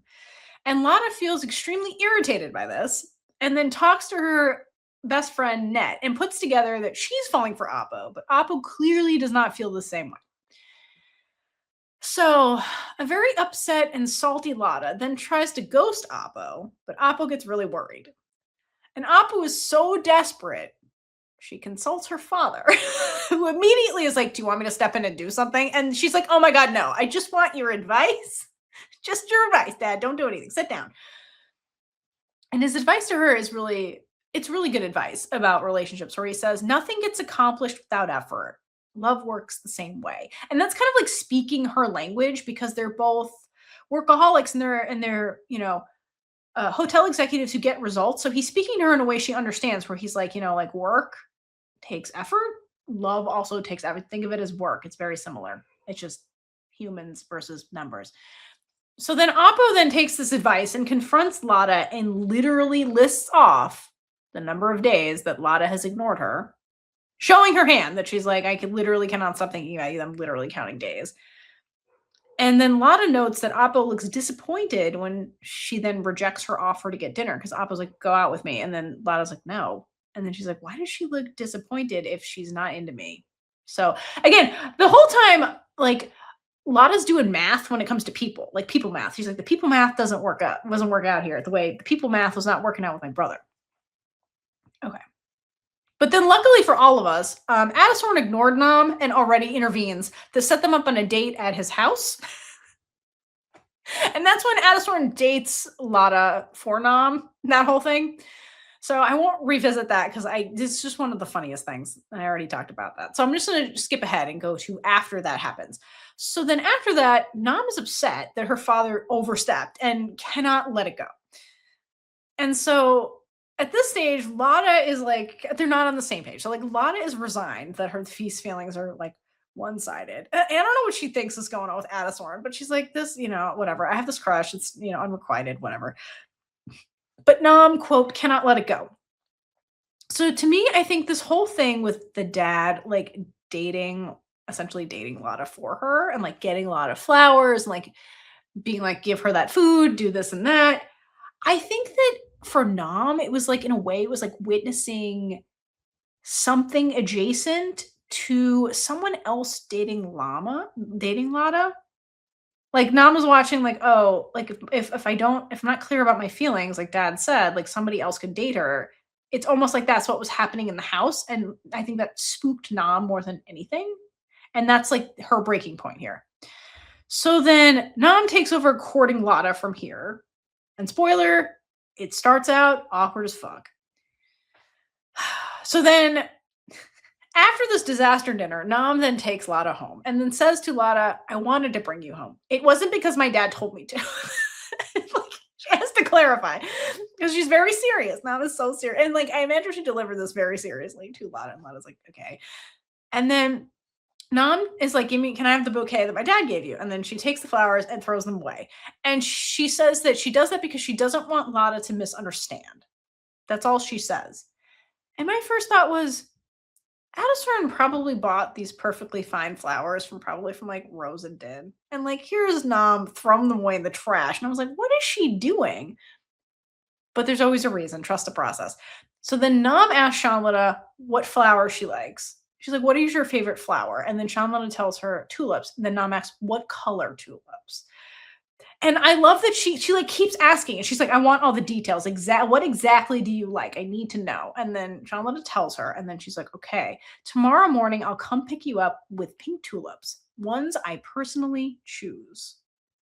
And the cutest thing is that Apo is 20 minutes late to pick up Lada because she explains it was her first time picking up flowers, and she was so determined to get Lada, quote, the right ones, that she's late to pick her up for work. Like, that was huge and really cute and really sweet the way that went down.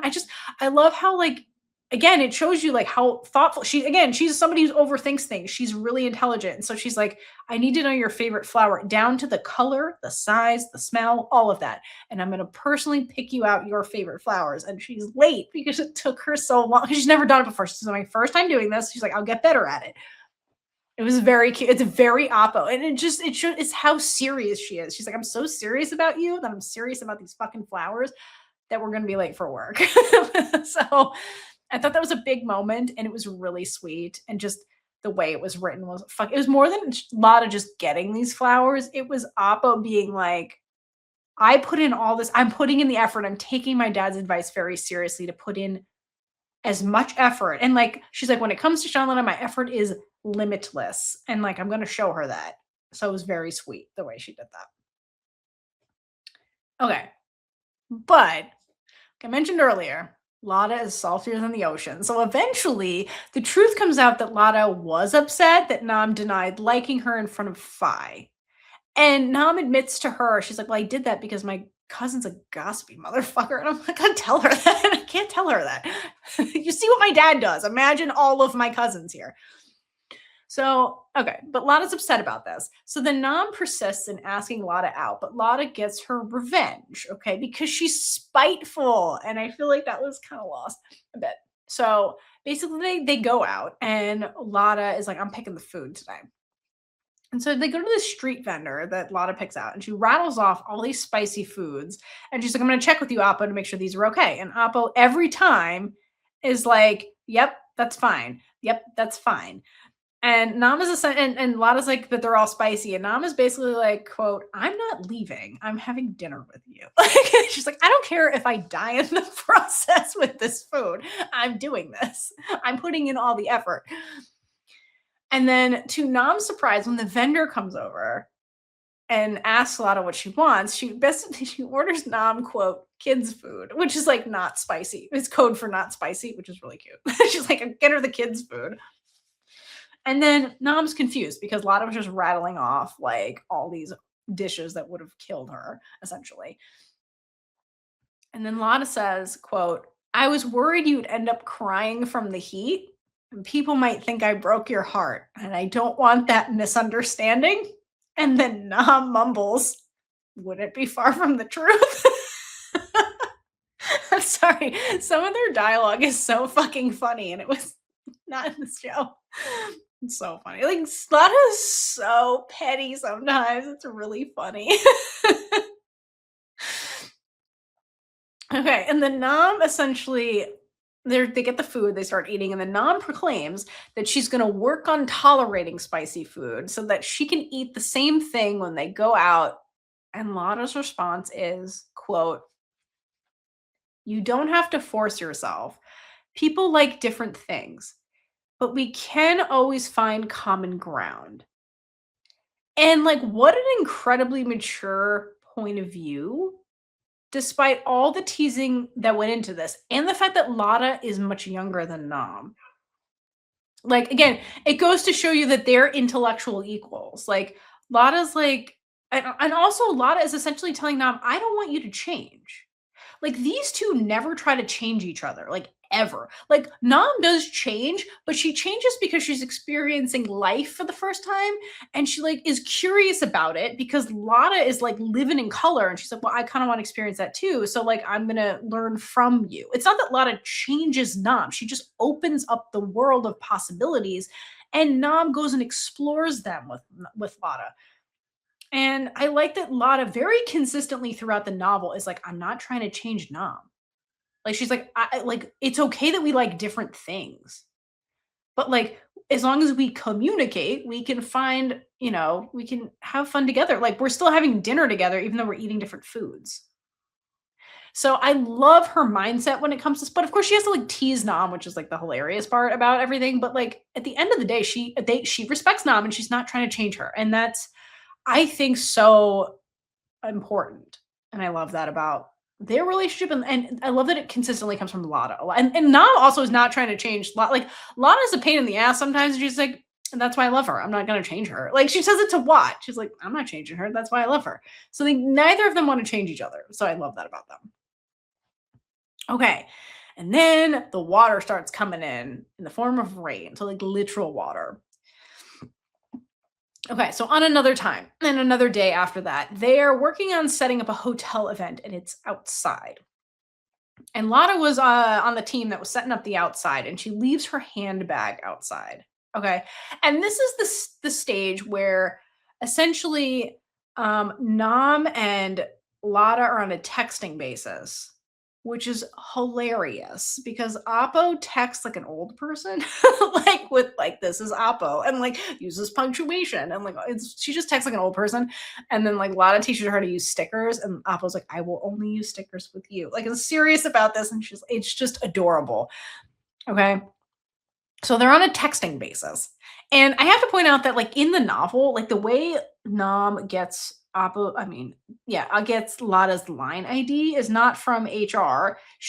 Or, like, from weird workarounds. She asks Lada because, like, she's like, I like consent. Consent is important to Appa, and she's like, "I'm not gonna, like, go into your private life. I want you to give it to me if you want to." And so then they get on a texting basis, which is because, again, mutual respect.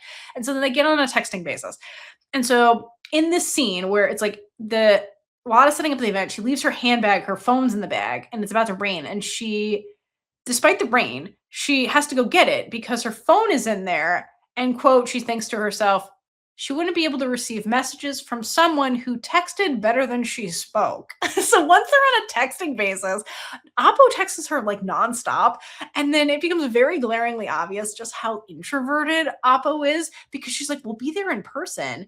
And Sean will be like, God, I kind of wish we could both text on this date, even though I'm sitting with her, because she's more talkative in text messages than in real life. Because Oppo is a deeply introverted person, and it's easier to text than it is to talk. So like that's when Lada really gets to know Oppo is when they start texting because she's an introvert. She's more introverted than Lada. But it was really cute. But then she was like, I like talking to her, so I need my phone. So then Sean was out there trying to get the thing and it's in the pouring rain. So then Oppo literally runs out in the rain to go get her when she realizes where she is. And then this is different from the series. So then Oppo saved Shanlina from a giant arch decoration that was falling. And so it's nothing nefarious. It was just part of the decoration in the wind. And she saves her and then loses her glasses in the process. And then ends up fawning all over Lada, who's like, oh my God, are you okay? And she's like checking her to make sure she's not injured. And Lada's in shock that Oppo just saved her. So then Lada's in shock. And then Oppo notices Lada's clothes are wet and they're kind of revealing. So then she like puts her blazer over Lada to cover her up. And she explains to Lada that she's like, you can keep the jacket. Like I have like 500 of them. And then it's not a big deal. And then Lada finally speaks when she like realizes like she's getting all these like caretaking behaviors from Oppo. Oppo literally saved her life. So like directly flying in the face of her initial impression that like Oppo doesn't care about me. Like here's evidence that she does very much so. And then Lada, when she speaks, says, "Can I stay like this for a moment?" And they're in the rain. And then Oppo freezes and Lada wraps Oppo in a hug. And in this situation, this is when Lada admits to herself that she fell into her own trap. And there's no greater declaration of love than what Oppo just did, like literally saved her life.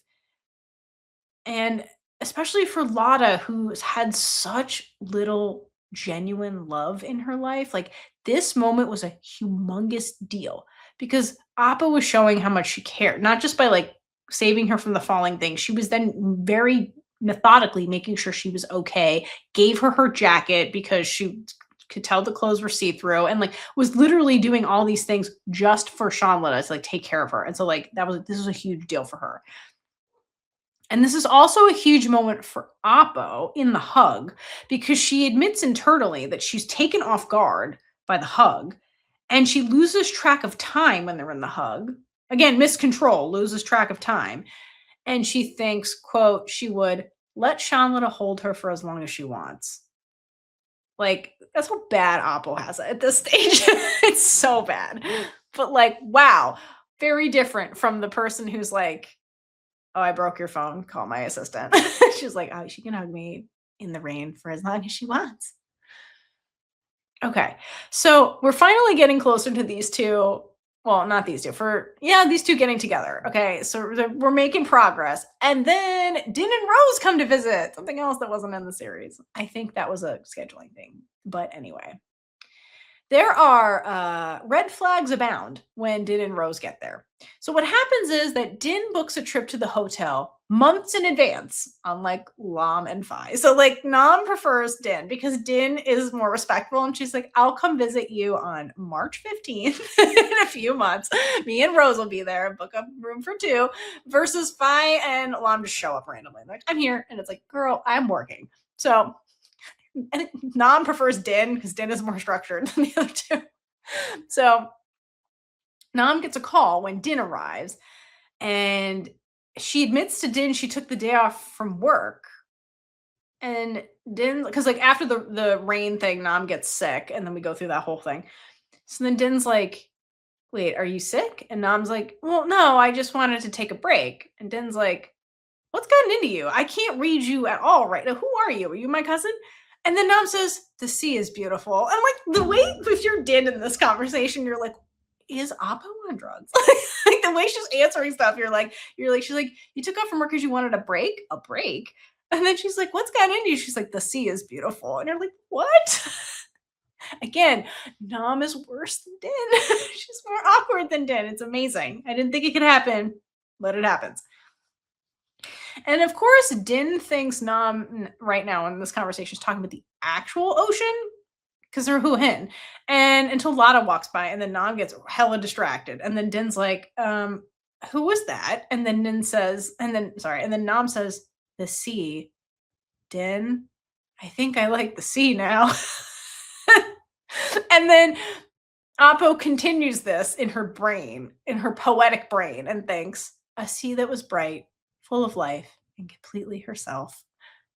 Because Appo's got it real bad and she loves Samala for who she is. But like, this was one of the most awkward verbal exchanges in the story. And I'm upset that we were robbed of watching this in the series because it's so awkward to watch these two interact and so funny.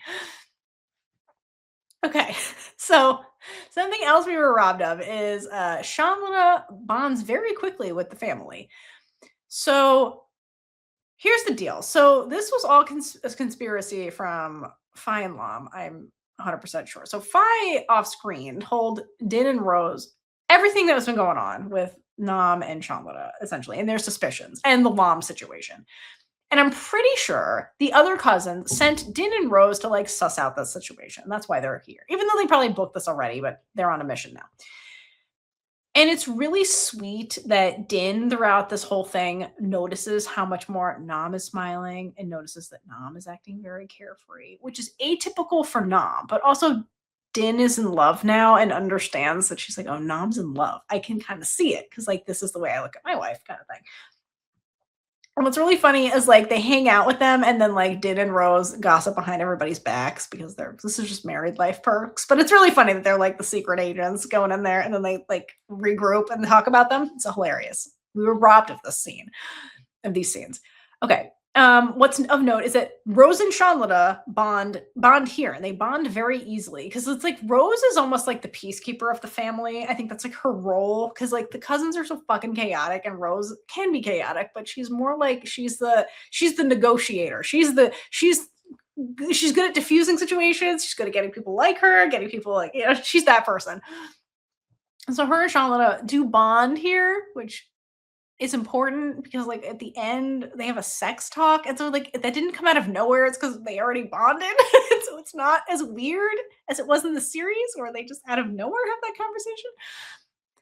Anyway, so then Nam then tells Din because they go off and like the women, the wives essentially go off and go to a spa, have a spa day, and then like Nam and Din hang out. Like the gentlewomen are hanging out, and so Nam tells Din in this conversation that she's into Shamla before she even tells Shamla this. So she confides in Din.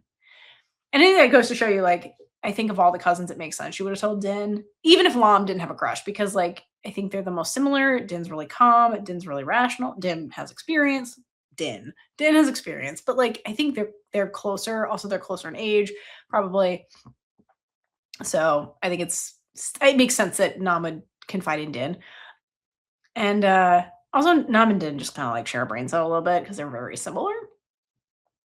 And so after she confesses this to Din presses her a little bit on this, and Nam says the reason she hasn't said this out loud other than to Din is because she doesn't know how Lada feels, and she's afraid she will make Lada uncomfortable or quit her job if it's not reciprocated. So like Nam is super conscious of the fact that like we have an employer-employee thing going on here, and like this can get really messy, and I like don't want her to leave, or I don't want her to feel uncomfortable, and like I don't want HR getting involved. You know what I mean? Like Nam is very conscious of like the context of their relationship. Like, thank you, a self-aware character in a workplace relationship being self-aware of the situation and how messy it is. I appreciate that from Nam. So then Din gives Appo the advice to tell Shanlana how she feels and not just use actions alone. Because like a lot of Nam is like, I'm doing all these things to show her. I'm afraid of saying it. And Din's like, been there, buddy. It doesn't always work. So you have to use your words also. Speaking from experience. Din, girl, you even when you use your words, it goes poorly. So who are you to give her advice? Anyway, I wish we got that scene because just the awkwardness of the two of them is just beautiful. Okay, so then, like I mentioned earlier, so then Din and Rose like go off screen and like go away from them and like talk shit about them basically. And they're like, "What did you see? What did you see?" And they essentially just bless this union basically. So after reading this, I'm pretty sure these two dumbasses were on a mission here, and Din's target was Nam, and then Rose's was Shanlada. And so they meet up later and confirm that Nam and Lada are into each other, which duh. And then Rose is all of us because again, we were robbed of this. So Rose is talking to Din and she says, "Do you think Nam will succeed?" To be honest, I'm worried. If this were Lam, I wouldn't worry at all. But Nam, she's even more awkward than you, Din. Does she even know how to flirt? Like, that was my favorite line. Because yes, those were my thoughts too, Rose. I was like, she's worse than you. Like, I like that Rose points that out because I literally had that thought so many times when reading this, and so I'm glad that Rose agrees with me. Agrees with me. Like, you're worse. You're worse than her. Okay, so then after that conversation, then they have dinner with Rose. They have a double date basically, and then Nam's drinking alcohol during this double date. And on the walk home, essentially, like Din and Rose go to their room, and then Nam and Shamlada like go on a walk around Hua Hin, and then the Hua Hin resort, and then Nam blurts out that she likes Shamlada. She uses her words. She takes an advice, and Shamlada freaks out and like almost walks into the ocean instead of like on the on the shore where they were walking. And so Nam has to stop. So she becomes a mess, and then Nam has to stop her, and she tells Lada like because Lada's like, "You've been drinking. You don't mean this." And so the Nam says, "Okay, well, if you don't believe me because I was drinking, then I will tell you again tomorrow. And if you don't feel the same way, we will forget this ever happened." So then Salt, because she's trying to be respectful. So then salty Shamlada comes back with, quote, "We will not forget this. You have to take responsibility for your feelings." And then Lada admits that she likes Nam and has for a long time, and they agree to date for real. I just love how fiery she is, and I feel like all those dialogue was missed in the show. Okay, and then Appo thinks the gentle waves of the sea, like Shanlada, had brought new life to the once still and quiet sea that was Appo, which, yes, they're water metaphors. So cute. And I really like the comparison to the waves because it makes Shanlada just seem like this element of chaos that Appo needed in her life. Like sometimes chaos can be a very good thing because her cousins are chaotic and she loves them. And you never see her smiling more than when she's with them, like prior to Shanlada. So, like, you know, I love that, and I love that kind of comparison. Like, she needs that. That's her love, part of her love language or whatever. Okay, so they start dating for real. So then they have to tell Big Boss. They have to tell Adisorn. All right, so then Nam is very insistent about this. She's like, "He's our number one shipper. We have to tell him." And Shalon is a little apprehensive about this because, again, workplace relationship, until Nam points out, quote, "If my dad thinks I'm single, he won't stop trying to set me up with someone." Because that's another thing going on in the background. And so Nam continues, "I want to make it clear to him so he stops interfering. But if you're not comfortable," and then Lana cuts her off and says, "Let's go see Big Boss. I'm not letting anyone take you away from me." I just love how fierce she is sometimes. Like when Nam's trying to be respectful, she's like, "This is what I want." But if that's not what you want, Lana's like, "You're fucking doing this because you just said it." Like, let's go. No one's taking you away from me. So then Adasorn's reaction to this news is literally everything. So they tell him and he says, "Finally, my daughter has found someone." And Nam replies, "Dad, could you not make it sound like nobody wanted me?"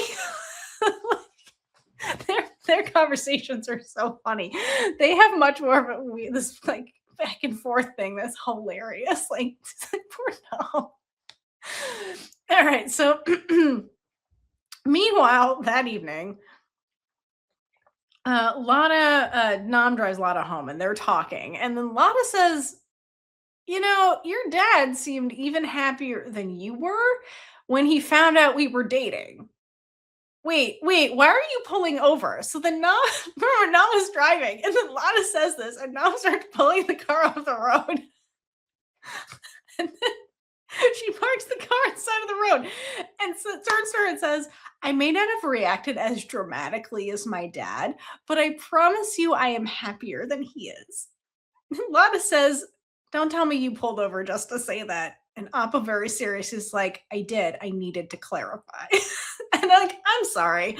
Like, Nam is as dramatic as her father.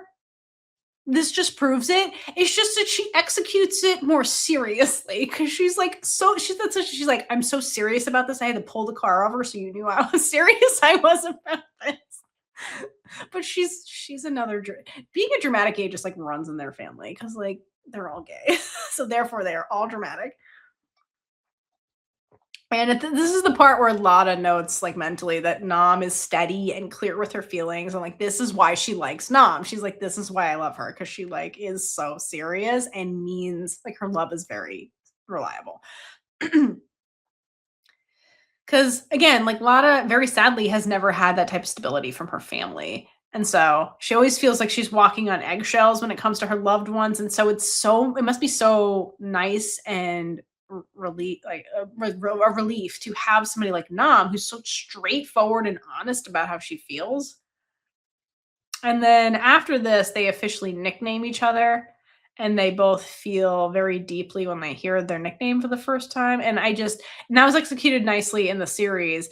And I love that this is a very Thai language specific detail and how it was executed in this novel and also in the series to just show like how them removing hierarchy from their language and like speaking intimately, because again intellects, the speaking intimately, that's the thing that like really like gets to them is like those like mental things because like they're intellects.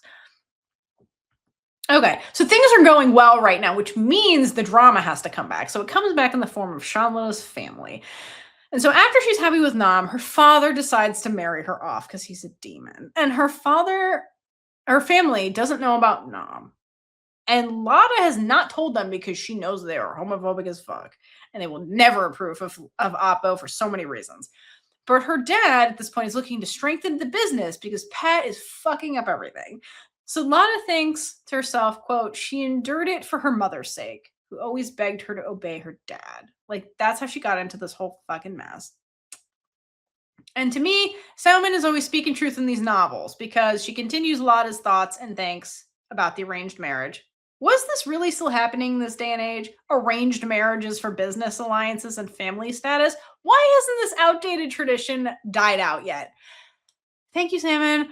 I couldn't have said it better my fucking self. I'm always saying that. I'm like, why are we still doing this? Like, you could just make a business contract. We don't need to have this solidify. Like, why? Why are we still doing this? But yeah, Shanla is not about this, but like she endures her dad's bullshit for her mother mostly. Okay. So then, as all this shit is going on with her, like trying to appease her dad and keep her dad from abusing her mother, Shanlana then confides in her mother, okay? And her mom is trying to convince her, she's like, just meet the dude. Just meet the dude. It'll appease your father. But Shanlana replies that, like, if I go, my girlfriend's going to be upset. And she leaves out Appo's, like, name to leave out the, like, business rivalry stuff. But she leaves out Appo's last name. But she then describes Oppo like very excitedly to her mother. And I think her mom picks up on how happy Shanlada is when she's talking about Oppo. And Lana thinks, quote, she hoped her mother would appreciate the love she has found, the same way she once believed in the love her dad had for her. Whether right or wrong, love was always something beautiful, and Shanlana believed that her love was just as strong and meaningful. So she's like really proud of her relationship, but also like here's her and her mother in this like loveless family situation. So she's like, my mother always wanted the best for me, and I hope she recognizes how this is the best thing for me, and like how beautiful this love is that I have and how meaningful it is to me. Spoiler, she does. Okay.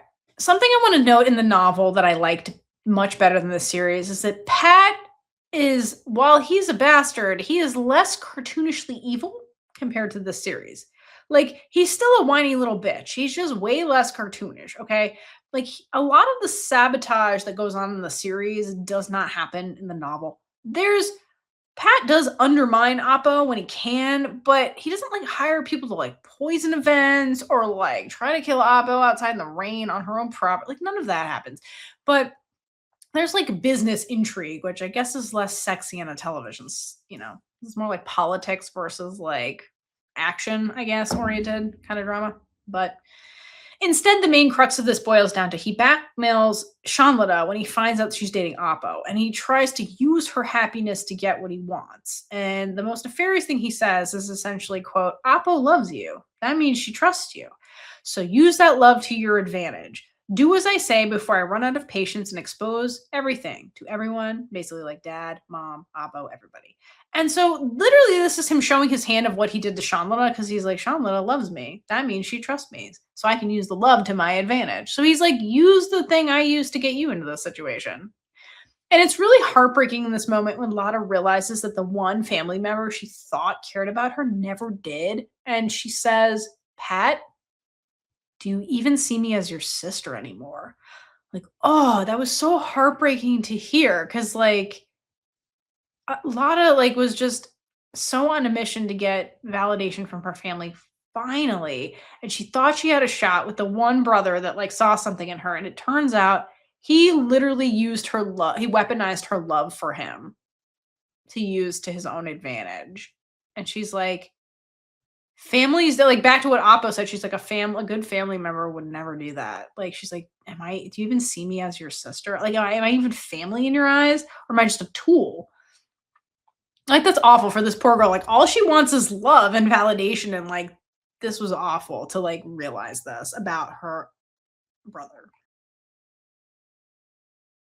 Okay, so then the next dilemma, really for most of the book going forward, is Oppo doesn't know the truth. This is according to Lada, and so Lada is she told her mother that she like, a half-truth. She, like, told her she was dating somebody, told her real things about Oppo, but left out Oppo's last name. So the next hurdle for Lada is, like, she needs to tell Oppo the truth, especially now that she has Pat blackmailing her.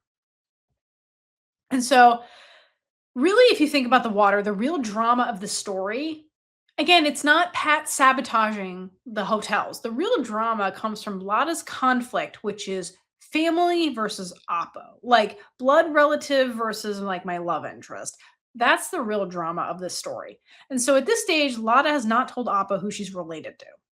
And Lada rationalizes why she doesn't yet is, quote, their love was still too new, too fragile, or still fragile. They hadn't built up enough strength to weather storms together. So she's very aware of the fact that we just started dating. I just got her to admit she likes me. Like, I don't think we have enough of a foundation in our relationship to weather a storm like this, which is I am related. I've been sent here to sabotage you. Like, and this is where the guilt that Lada has starts really like gnawing at her. So she thinks every time she caught the sincerity in Nam's smile and gaze, selfishness held her back. Like she wants to tell Nam the truth, but like selfishness is what holds her back because she wants to hold on to this happiness for just a little longer because she finally found the love that she wants in her life. And so she's really hesitant to like expose the truth because she's so scared of losing Nam and losing the kindness that Nam shows her because she's never had it. It's just so heartbreaking. This woman has like very little love in her life. I mean, she has Net, her ride or die, and then she has her mother, but she's never had a love, like unconditional love, quite like Nam before. And she's like, I don't want to lose it. And I know I'm confident that this will put everything in jeopardy, and there may be no coming back from this. Like, once the truth is out, I can't take it back, and so she's like, "I just wanna live in the happiness while I finally have it for as long as I possibly can, even though I know that that's selfish." But the thing is, at this stage, Appo knows Shanlana well enough to know that something is bothering her. She's not dumb. She knows how to read her at this point. And so Nam asks Lada, like, what's bothering her? And Lada tells her she's not ready to talk about it. And so Nam replies, I'll wait. Tell me when you're ready. And so this is another part of Nam's character trait they think is so important to bring up is that she's incredibly respectful when it comes to Shanlana. So again, in a way, Nam is very similar to Din. Din is also an incredibly respectful person, very respectful with her partner. So is Nam, okay? And I think this comes from their similarities a little bit because like Nam, like Din, is also like bad at communicating her feelings. And I think that like in this situation with Lada, where she's like, okay, you're not ready to tell me, I'll wait until you're ready. I think Nam empathizes because she's introvert, very much more introverted. She's like, I'm also bad at this and like need to be ready before I'm ready to say this. So she's like, okay, I understand. So like, I'll wait. I understand communicating. That's hard. I will wait for you. So then the next day, Nam brings Shanlata tulips because, quote, you once told me that beautiful flowers could lift your mood. So she's like, I know you're upset and I know you're not ready to talk about it. So I will bring you these to make you feel better in the meantime. Like, and like Nam's kindness like this really just ratchets up the guilt for Lada. And Lada thinks, quote, how could she possibly hurt and betray the person who loved her? Like, she's like, it just makes it worse. The fact that she has to do this thing that's going to like potentially blow this up. Like, it just, so the guilt just keeps ratcheting up. So then, because the guilt is ratcheting up, Lada starts telling Nam bits and pieces of the truth as she's like feels more ready to do so. And so she kind of starts telling Nam about her family, like mostly. And sadly, before she can get too into this, Nam says, your family doesn't approve of me, does not approve of me, do they? Like, cause like she's like, I feel like that's what this is about. And then Lada even explains about the arranged marriage that the dad is doing. So like Nam knows that her dad is trying to put her in an arranged marriage. Nam knows. And Lada insists, quote, I won't let him force me into this, Pinam. And Apo nodded. This is part of the text, listening intently to everything her girlfriend was finally sharing. So once Lada was ready, Apo like absorbed literally everything she says. Because she's like, finally, I will remember this forever. And Lada also shares that she's afraid her father will try to break them up. And then Nam replies, I won't let you fight alone. And this is something that's going to come back later to haunt Apo. So these are like some famous last words kind of thing. So once they start getting into the family thing, like Apo's like, I understand better why you're upset. And but she's like, you're not in this alone, you have me. Just remember that. Okay. But even with divulging all of that and still still not having these things be a deal breaker, like Lada was afraid they were, she still holds back who her father is, like who or what her real last name is and stuff. And this is because like that she feels like is the deal breaker. And this is the part that weighs the heaviest on her. And Lada then starts like crying in her sleep, kind of thing. And poor Apo like consoles Lada at night when she cries without knowing why. She's just like, why is she still so upset? But she's like there for her, but she's like, I don't know why. And so it's causing all this tension, even though like, so like the truth needs to come out, kind of thing. Okay. But to give us some levity in here, throughout this ordeal, we get some scenes of the idiots flirting that I fucking love. Okay. And we need for comedic effect while all the drama's happening. So eventually Pat is like, okay, here's my ultimatum. You have to fucking I'm blackmailing you. Give me the information or I tell everybody. Lada decides not to give him info on Apo. This is the last time she does it. She's like, we're done. And after she does this, Lada feels way less guilty. And then the two of them, her and Apo, do some top tier flirting because Lada's like, I'm going to tell Nam the truth. And she's just like, I'm just want to savor all the happy moments before that truth comes out. Right. So we get some idiots flirting scenes that I fucking love. And they're getting noodles and Nam is curious about whatever Shanlata orders. And so this was hilarious. So she tries it without saying anything. She like tries it and immediately is like, ooh, too spicy, and starts like guzzling water. So it's a very Nam just thing. And Lada starts laughing freely, quote, enjoying the moment. It was simple. It was real. And to me, it's like this was an embodiment in their relationship of the joyful ocean dish because it's like sometimes the uncomplicated moments, the simple moments are like the best ones, and this was just Nam being Nam. She's like, let me try your food because I'm curious. And it's like way too hot and she has to drink all the water. Like this was a joyful ocean kind of moment. And just like, I love that she clocks it as like simple and real. So then afterwards, this is my favorite. Afterwards, Nam drives Lada home. And Lada teases Nam about the first time Nam invited herself into Lada's home because she was, quote, hungry. Okay, so this comes back, all right? And it's a lot of jokes. Do you want to come inside for noodles? And Nam says, are you asking me if I want to eat ramen with you? And Lana notices Nam's weirdly confused expression and puts together why Nam is being weird about this when she asked her that. And then Lana's like, "Oh my god, Nam, what kind of person do you think I am? Who taught you what that means?" Because it's like code for sex. And Nam's like, "I looked it up," which is so funny. So the thing is, like, in this conversation, basically, like, Nam knows that, like, eating noodles or whatever can be code for sex, and so she wanted to make she wanted to make sure she knew what type of ramen Lada was talking about. She's like, "Do you mean noodles or do you mean ramen? Do you mean sex or food? What are you saying?" Lada's like, "Why are you so weird about stuff?" Oh my god, and this is really cute. I'm really sad they cut this out of the series because this becomes this, like, eating noodles, eating ramen becomes this, like, ongoing joke for them that's super adorkable, and it's really funny. But I really love the evolution of this inside joke because it's so real, and I because it's so real the way it, like, organically happens because it's tethered to their first moment where Nam was weird and it was like, "Can I come inside to eat noodles?" And so, like, it's like Nam will never live that awkwardness down ever. Like, it's gonna be immortalized forever in this joke. And it's just like that's such a organic evolution of a relationship and an inside joke. And I love the way that was written. Like, Salmon's such a good writer. I love the way that was written. It's so funny. Okay. Then we finally get to their first kiss, and this is the best version of it, is the novel. Okay. So then, in my opinion, it's incredibly romantic. It's incredibly romantic, and we have a parallel moment later. So, okay.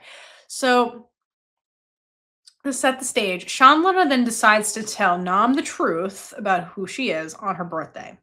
And Shanlana assures Nam it's okay. She knows what she wants, and she thinks she wanted Nam's forgiveness just once. That's why she just decides to tell her on her birthday. Like, that's what she wants as her gift.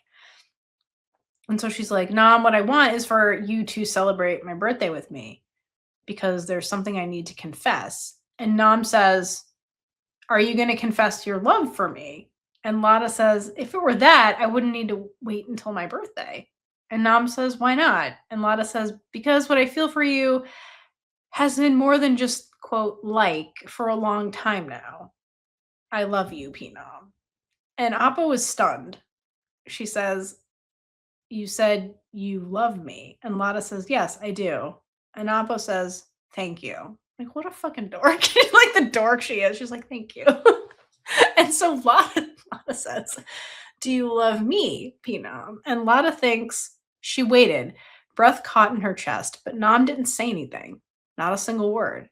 Yet, if actions could replace words, then the touch Nam gave her at that moment spoke louder than anything she could have said, because in place of an answer, Nam closed the distance between them, and their first kiss said, I love you just the same. This is so much better and so much more romantic, and I saw some, like, discourse online essentially from Thai viewers that were essentially saying, like, in Thai culture, like, kissing is a lot more there's a lot more it speaks way louder than the words "I love you." So, like, this was the ultimate response really from Nam, is to physically show her with a kiss. Like, it's much more in their cultural context, it's way more impactful than just, like, as an American viewer looking at this. And I to me, this is so much more romantic than the way it went down in the series, and also to me parallels Din and Rose because their first kiss happens in the novel after the first "I love you." So I like that this is the first "I love you" verbally comes from Shanlata. Nam responds with a kiss, and then later the reverse is going to happen. So to me, this was just reinforcing that, like, again, Nam and Din are very similar, and the parallel moment is so beautiful, which I will point out later. Okay. So unfortunately, Shanlana doesn't tell. So unfortunately, we get an "I love you" and not the confession of who she is on her birthday. And unfortunately, Pat tells the scary truth to Nam, and this goes down like the series where Nam's out doing business stuff. Pat confronts her. Um, Lada doesn't overhear it in the novel. That's the only different thing. Um, Nam knew who Sean Little was all along because, like, what type of top class CEO doesn't do background checks? Like, come on now, this was insane. In the series, they gave this whole thing where like Fa was going down this rabbit hole, and it's like all she had to do was a background check. I could have figured this out in like 5 minutes. The important part is that Nam verbally admits she was also playing the same game they were. Um, and really, the line that does her in is oh, I'm sorry. Lada does overhear this. I apologize. Lada does overhear this. It's just Nam doesn't know Lada's there. That was the difference in the series. Sorry. Um, but the line that really does Nam in is when she says, quote, if you're going to play a game, never get emotionally attached. You of all people should know that, Pat. And to me, this is the pivot from Nam. This was very much like she's a person who's used to winning, especially against him, and takes pleasure in being the best. And was just like, you didn't think I was gonna lose at my own game, did you? Like that's crazy. I'm Nam. So okay. So then Nam walks away from this being like, I beat this bastard, Chanlo's bastard brother. Doesn't know that Lada overheard all this shit. Okay. And then something else I really love in the novel that becomes really important at this stage is Net and Lada's friendship. Okay. So after Oppo breaks Lada's heart by her conversation with Pat, Net is then the one that lifts up Lada. And Lada thinks, quote, Oppo has seen her as nothing more than a fool, just like Pat did. So all those little comparisons she was having to Oppo and her brother, like, is kind of like, she's like, damn, I was right when I had those thoughts. And then, like, Lada, like, gives up. Like, she totally gives up at this point. And this really unsettles Net because Lada is such a resilient person. So she tries to give her this pep talk and she tells her, quote, but life goes on. You might fall today, but if you can't get up tomorrow, you can take your time. Eventually, you'll walk again. Love is the same. If first love always worked out, then everyone in this world would be happily in love. So I like that she's like, we make mistakes, bad things happen, but like life goes on. Like you will keep going, like you always do. Like love is the same, even though love is new for you. And then because it's her birthday, then she proceeds to give Lada the sweetest happy birthday wish. Like gives her the sweetest happy birthday wish, and then makes her this improvised quote like cake with a cup of yogurt and a candle, which is so cute because like Net didn't like Lana's supposed to spend it with Oppo, and so she wasn't supposed to be with her best friend. So her best friend's like, I gotta do something. So she like just pulls things out of the fridge and just like, I love you. Like it's just so cute and sweet when she does.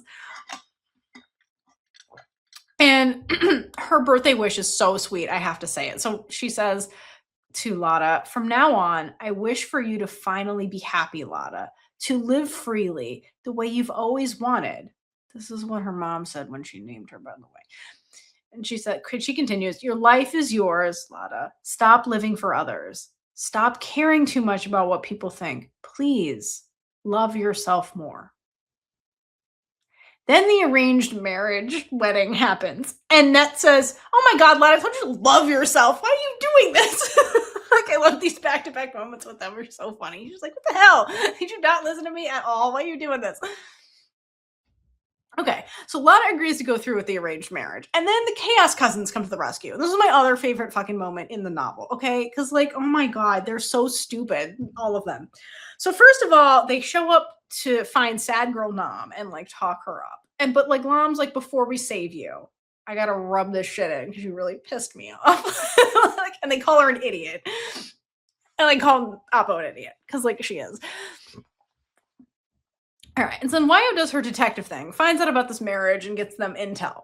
And then so Nam knows in the novel, canonically, that Lada would never willingly agree to an arranged marriage by her father. And so she's like, something else has to be going on that she would agree to do this. Like he has to be doing something to her in the background. So Nam's like, we have to stop this wedding because I know that Lada would never willingly do this. And she's like, I don't care what it takes. We're going to stop this wedding. Okay. So then they go to stop the wedding. And the most idiotic person in this cohort of people is Nam. Okay. So it shows you how distraught she is because she's usually the genius. She's the collected one. She always has a plan. She's very strategic. That is not who shows up to this rescue mission. Okay. She's the least logical cousin because that's how emotionally charged she is. Okay. So then I have to recount the nonsense. So basically, okay, the wedding is happening. Okay. And these idiots are outside. Okay, and they just start arguing. Okay. And Lam is like, Appa, we cannot just go in there. We don't have a plan. So they show up with no plan and they're outside of the building. No plan. They're visible.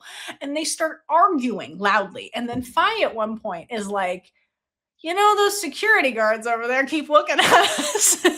And then eventually Pat shows up with the security guard. They like call him. They're like, there's some suspicious women outside.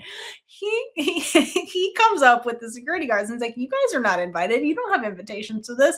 Get the fuck out of here.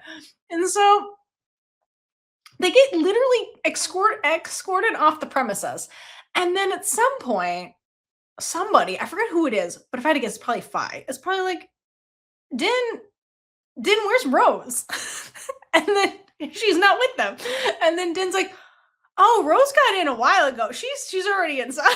So like while these idiots were outside, and then she's like, she's in already. And then Salmon like very explicitly is like, and then Fi looked at Din and gave her two thumbs up.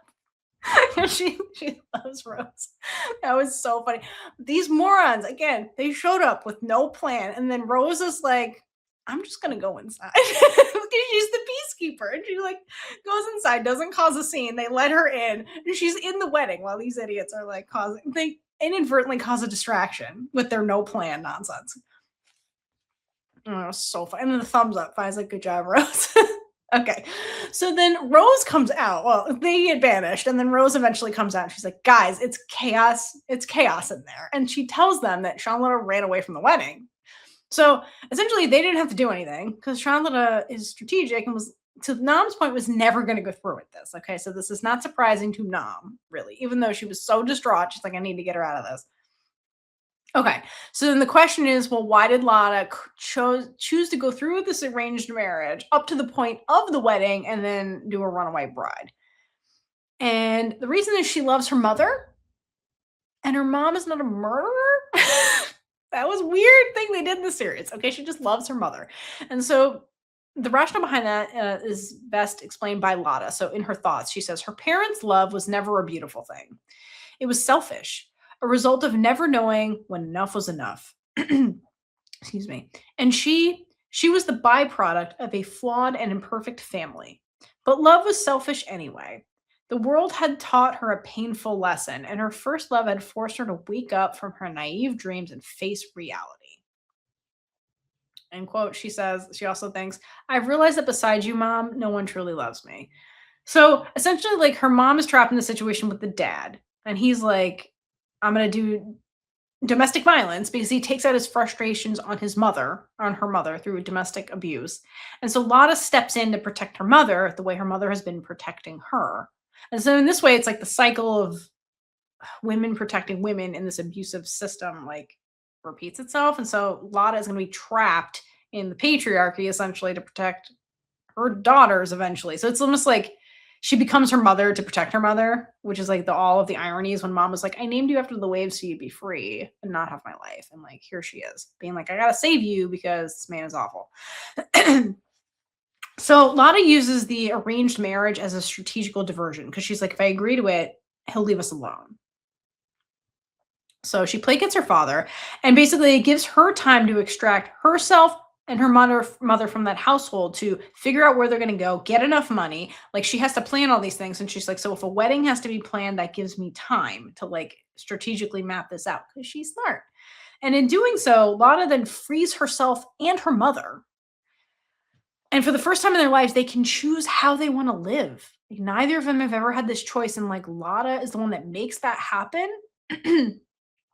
And Watt, her older brother, like, helps support her in this plan. It's not his plan, it's her plan, and he supports her. And so what I love in this plot is that what happens is once they are free, she has this conversation with her mother where she's like, "Well, what do you want to do?" And her mom's like, "I want to do something because I'm just going to get bored being in the house all day." Because Lada's like, "You don't go to work. I'm going to take care of you. I'm going to take care of you." And she's like, "No, I think I'll be bored."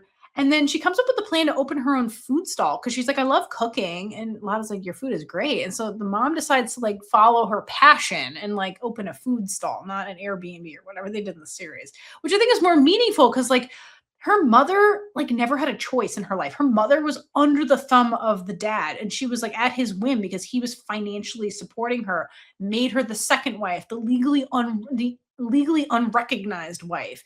And she went along with literally everything he said because they have this daughter, but like now her mom is free and she can like choose her own destiny. And like Lana made that happen. She's like, no, you should choose what you want to do. And she does. And so I like that detail. All right.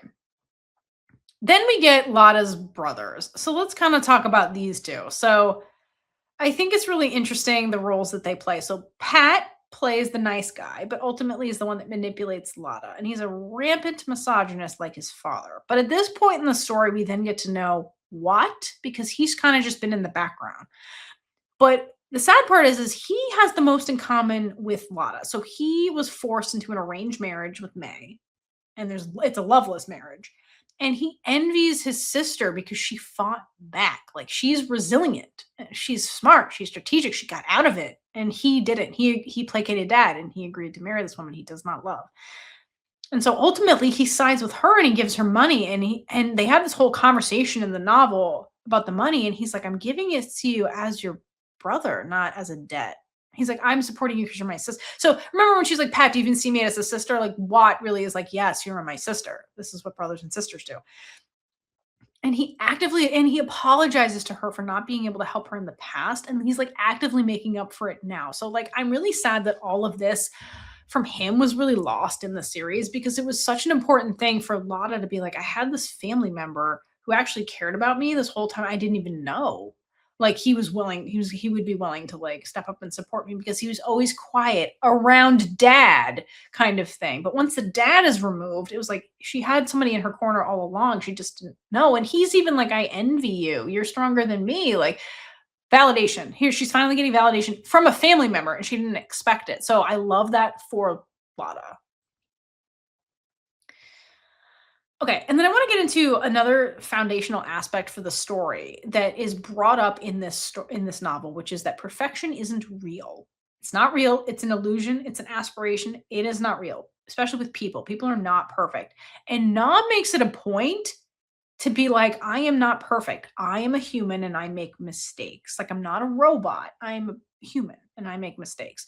And in the story, the resolution that happens between the two of them, because ultimately they have to talk about, you know, Lada was playing Nam for her family, and then Nam was playing the game too, kind of thing. And in that resolution, the core of it is that it's okay to make mistakes as long as you learn from them.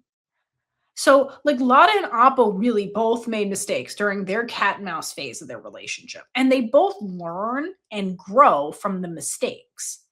And honestly, it makes their relationship not only human and realistic, it makes them stronger to get like when they come through that because they're overcoming adversity and they're like learning about themselves and they are admitting they make mistakes, they apologize, they work on it and move forward. Kind of like what we just saw with Watt, right? Like Watt and Lada's relationship is another great example of this. So Watt apologizes to Lada for his behavior and his inaction in the past and corrects his behavior by helping her now. And that gets Lada out of the marriage, right? And then later, like I mentioned at the very beginning, Watt confronts Oppo after all of this and apologizes to her. He's like, on behalf of my family and the hotel shit, I'm sorry. Um, and then Oppo is very real with him too. She's like, look, I made my mistakes also in all of this. I am not perfect. And like, it's okay not to be perfect. And I like that that's also a big thing in the story. Like, again, messy adults who are like being messy is part of life. And as long as you learn from it, admit you made mistakes, it's fine. And I like that that's part of the story. I thought that was very mature and good point the author was making. All right. Then we transition to the third act breakup we must have. So then during the third act breakup, Lada lives in seclusion with her mother in Prachup, which is not in Hua Hin, but it's near Hua Hin. And I looked it up, and this area of Thailand is way less chaotic. It's a more slower paced form of life. It's not a touristy destination. So it's kind of like the opposite of Hua Hin in a way, where Hua Hin is like very touristy, very busy, more competitive. So it's like more chill kind of location, but it's like near Hua Hin.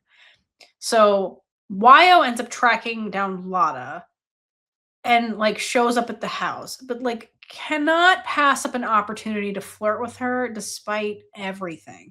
And so Lana's like, Wyo, what are you doing here? And Wyo says, I'm so happy. At least you remember me, Shanlita. I love that she's flirting and she's such an idiot. Okay, so then these two talk, and then Wyo tries to reason like what everything I just talked about, where she's like, listen, Nam, she's like, because Lada's guilty about everything. And she's like, I started this, it's my fault, kind of thing. And I was like, well, my cousin's also an idiot and also made mistakes. And she's like, Nam would definitely forgive you for all of this. And the thing is that Lada knows that. Lada knows Nam would forgive her. And she's keeping her distance because she feels like what she did was worse, because she was knowingly deceiving Oppo and Oppo was reacting to what she started, kind of thing. So like Lada feels like her role was worse and like unforgivable in a way. And really what it boils down to is that Lada feels unworthy of Nam, because Nam is like the best thing ever in her, mind. And so Lada loves her so much that she's letting Nam go. She's like, I make everything worse for you. I don't deserve you. I'm letting her go. Okay. So then how do they get back together? So then we get a flower shop meet cute that is not like the series. So in the novel, they both, quote, randomly meet in a flower shop in Panbury. I think it's like Pranbury. I think that's how you say it. Where Nam is not cosplaying the flower shop owner. Basically, like Lada shows up and she's like, can I get sunflowers? And then she's like, I don't know why I said sunflowers. I meant tulips. And she's distracted. And then the flower shop owner is like, nah, somebody already bought them all. And then she turns around and there's Nam, well, the fucking tulips. So they both there.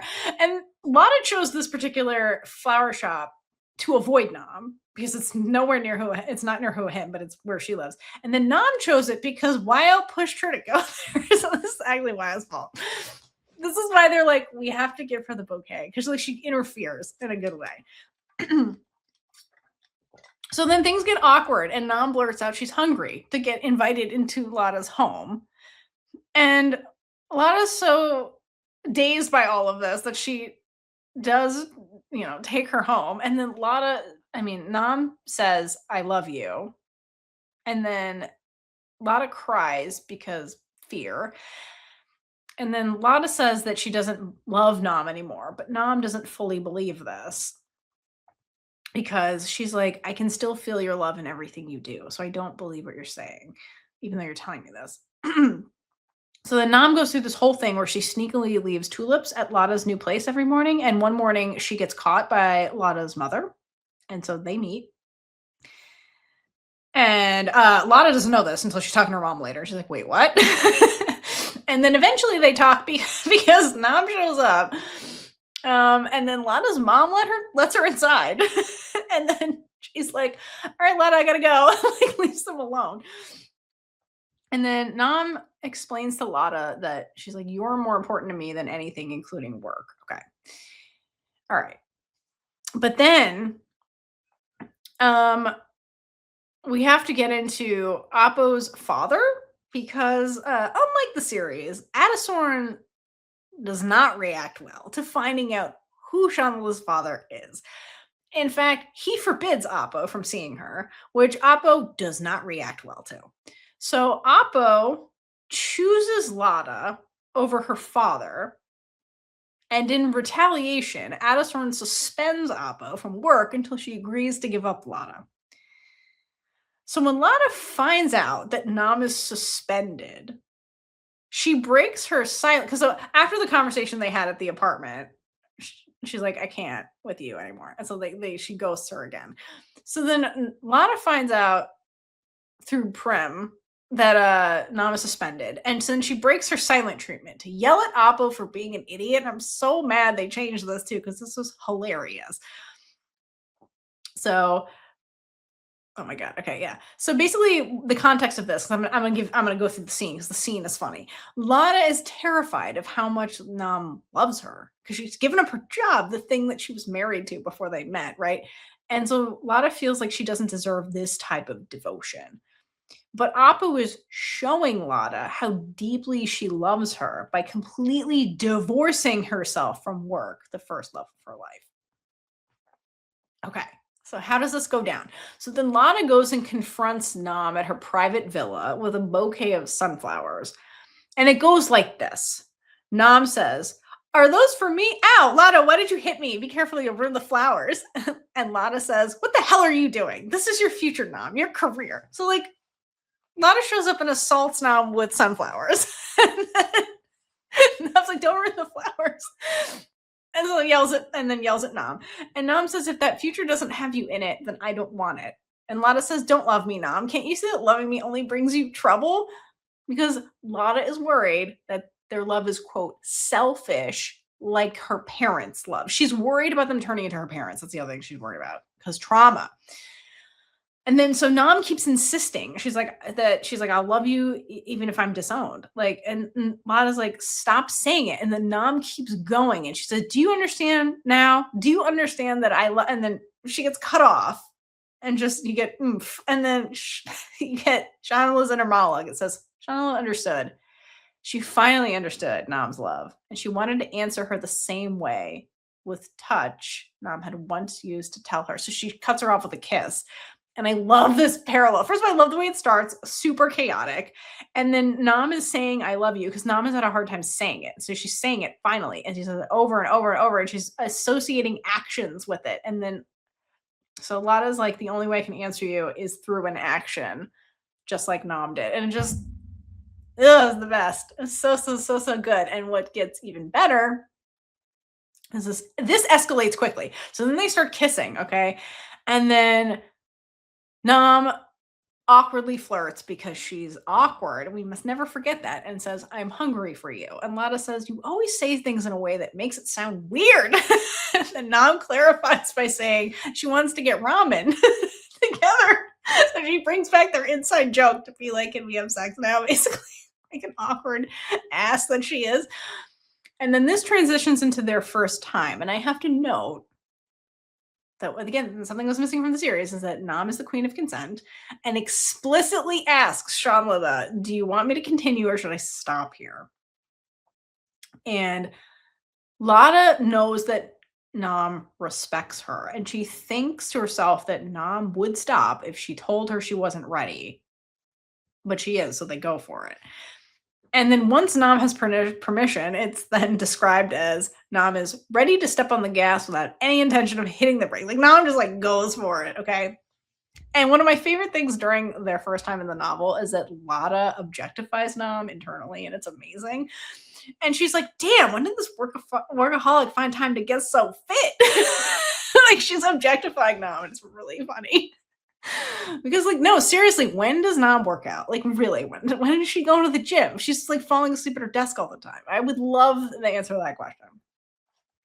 Okay, so them having their first time is not only good for them, it's also important to resolving Appo's father's anger. So we have to resolve this. So then afterwards, they're now together and everything's good. And then Lada tells Nam she's worried about Nam's dad. And Nam's like, "Don't worry, I got a plan." So this is the culmination of how strategic and devious Nam is. So first thing Nam does is she brings her mother over from Canada to talk sense into him. So she does that first, lay the groundwork and soften him up. Next thing she does is that Nam uses Addistorn's own logic against him. And she goes and talks to her dad by herself. And she's like, "Well, Dad, you can't stop me because she's my wife now." Which I think in Thailand means a partner you're having physical love with. And so not so Aslan's like, "Nah, you didn't. I don't support you taking advantage of people." And Napo replies, "That's right. I took her honor. Our family now has to take responsibility. So you have to let me legally marry her now." That's how she gets out of it. So I love that. She's like, "Dad, you don't want me to take her honor and steal her flower and all these weird shit. So now I have to marry her by your own logic." And that's what ends up resolving this. And he's like, "Damn, I had to go and raise a goddamn genius, didn't I?" Who outsmarts me? Like, that must be so frustrating for him to be like, "Damn it, she outsmarted me again."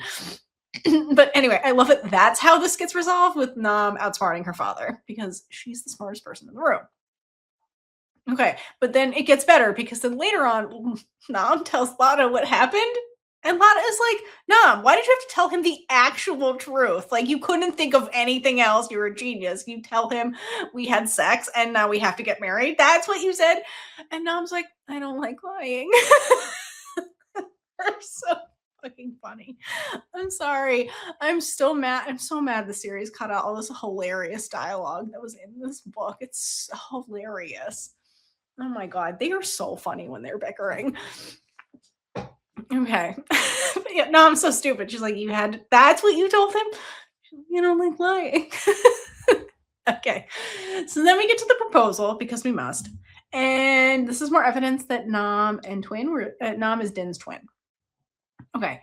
So in the novel, Nam proposes at the Hua Hin Resort by the beach, which is where their relationship first started. That's like where their like, a lot of stuff happened at this resort, and it's by the sea and near the water. So that's where we're doing this.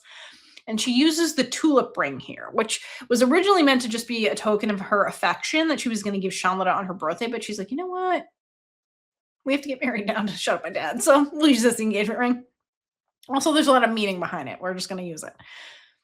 So there's I love this proposal because there's so much sass in this proposal and it's hilarious. So, okay, keep in mind these two, they're standing like the whole time when this is happening and having this conversation. And Nam is like proposing, okay? And then Lada is like, well, not, she's like, we should get married, basically. And Lada is resistant to this at first because she's like, I feel like we've been dating for a few months. I feel like this is soon. It's a little too soon. And Nam says, okay, well, should I get down on one knee? Like, so you'll believe me? And then Lada says, don't you dare, you'll ruin your outfit. Like, they start arguing in the middle of this. And then it keeps going. And then at some point, Nam is like, well, I gotta show you, I'm serious. That's why she's doing it. And she's like, I'm afraid you'll say no. And Lada says, of course I'll marry you. I'm not letting anyone else marry you. Like, it's so sassy, this proposal. It's hilarious. I would have died to, like, I'm sorry, see this in the series where like Nam is being super serious about this and like Lada is being like fiery and like combative and just like that's the proposal. It's so fucking funny. Like, it's romantic, it is, but it's also just funny. She's like, of course I'm gonna marry you, you idiot. Like, they're so funny. Okay, and the other thing in the novel that's really cute is that both of their mothers were in on this because at this point, Nam's mother is here in Thailand, and Nam and Mon have a relationship now. And so before she asks Shanlada, she asks everybody for their permission, not Shanlada's dad. Fuck that guy. Actually, what they do is this. We're also robbed of this scene, okay?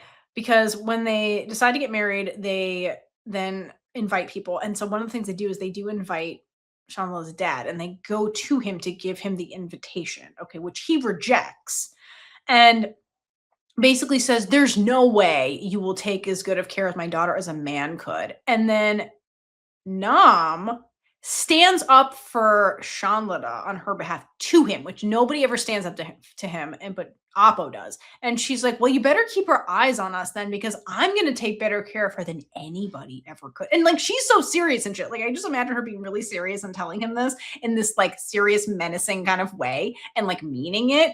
And that was such a good moment for like Shanlada because she was like scared. She's scared of her dad. And like, here's Appo being like, watch us, bitch. Watch me, bitch. I'm going to date her even harder now. Like, that's basically what she says.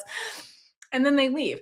And they're like, basically, we're here. She's like, I like that conversation too, because they're like, we're not here to change your mind. We're doing this because you're her dad. And it's up to you whether you want to be her dad or like be her dad or not. They didn't give him some weird, stupid redemption arc. What Salmon did is she's like, it's okay to like not chase these people's affection. That's fine. And go live your life. And like, here's, and like be with the person who's going to fight for you. Like, that was the message here. And that's a way better and way healthier message than like chase his affection forever and take care of him even though he's trash.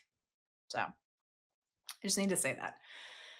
Okay, so after that we get to the wedding and Nam plans the wedding, quote, with Lada. And I put with Lada in air quotes because Nam basically plans the wedding, and Lada at one point she's like, the bride has a lot of she usually has a lot of responsibility. This has been pretty chill because Nam is doing everything, and Nam admits that she's had the most she's the most fun she's ever had planning a wedding ever because it was their wedding, and she's like, I'm so excited about everything. It's really cute that she's doing it, and they end up holding the wedding at the Huahin Resort, which again because that has all the significance.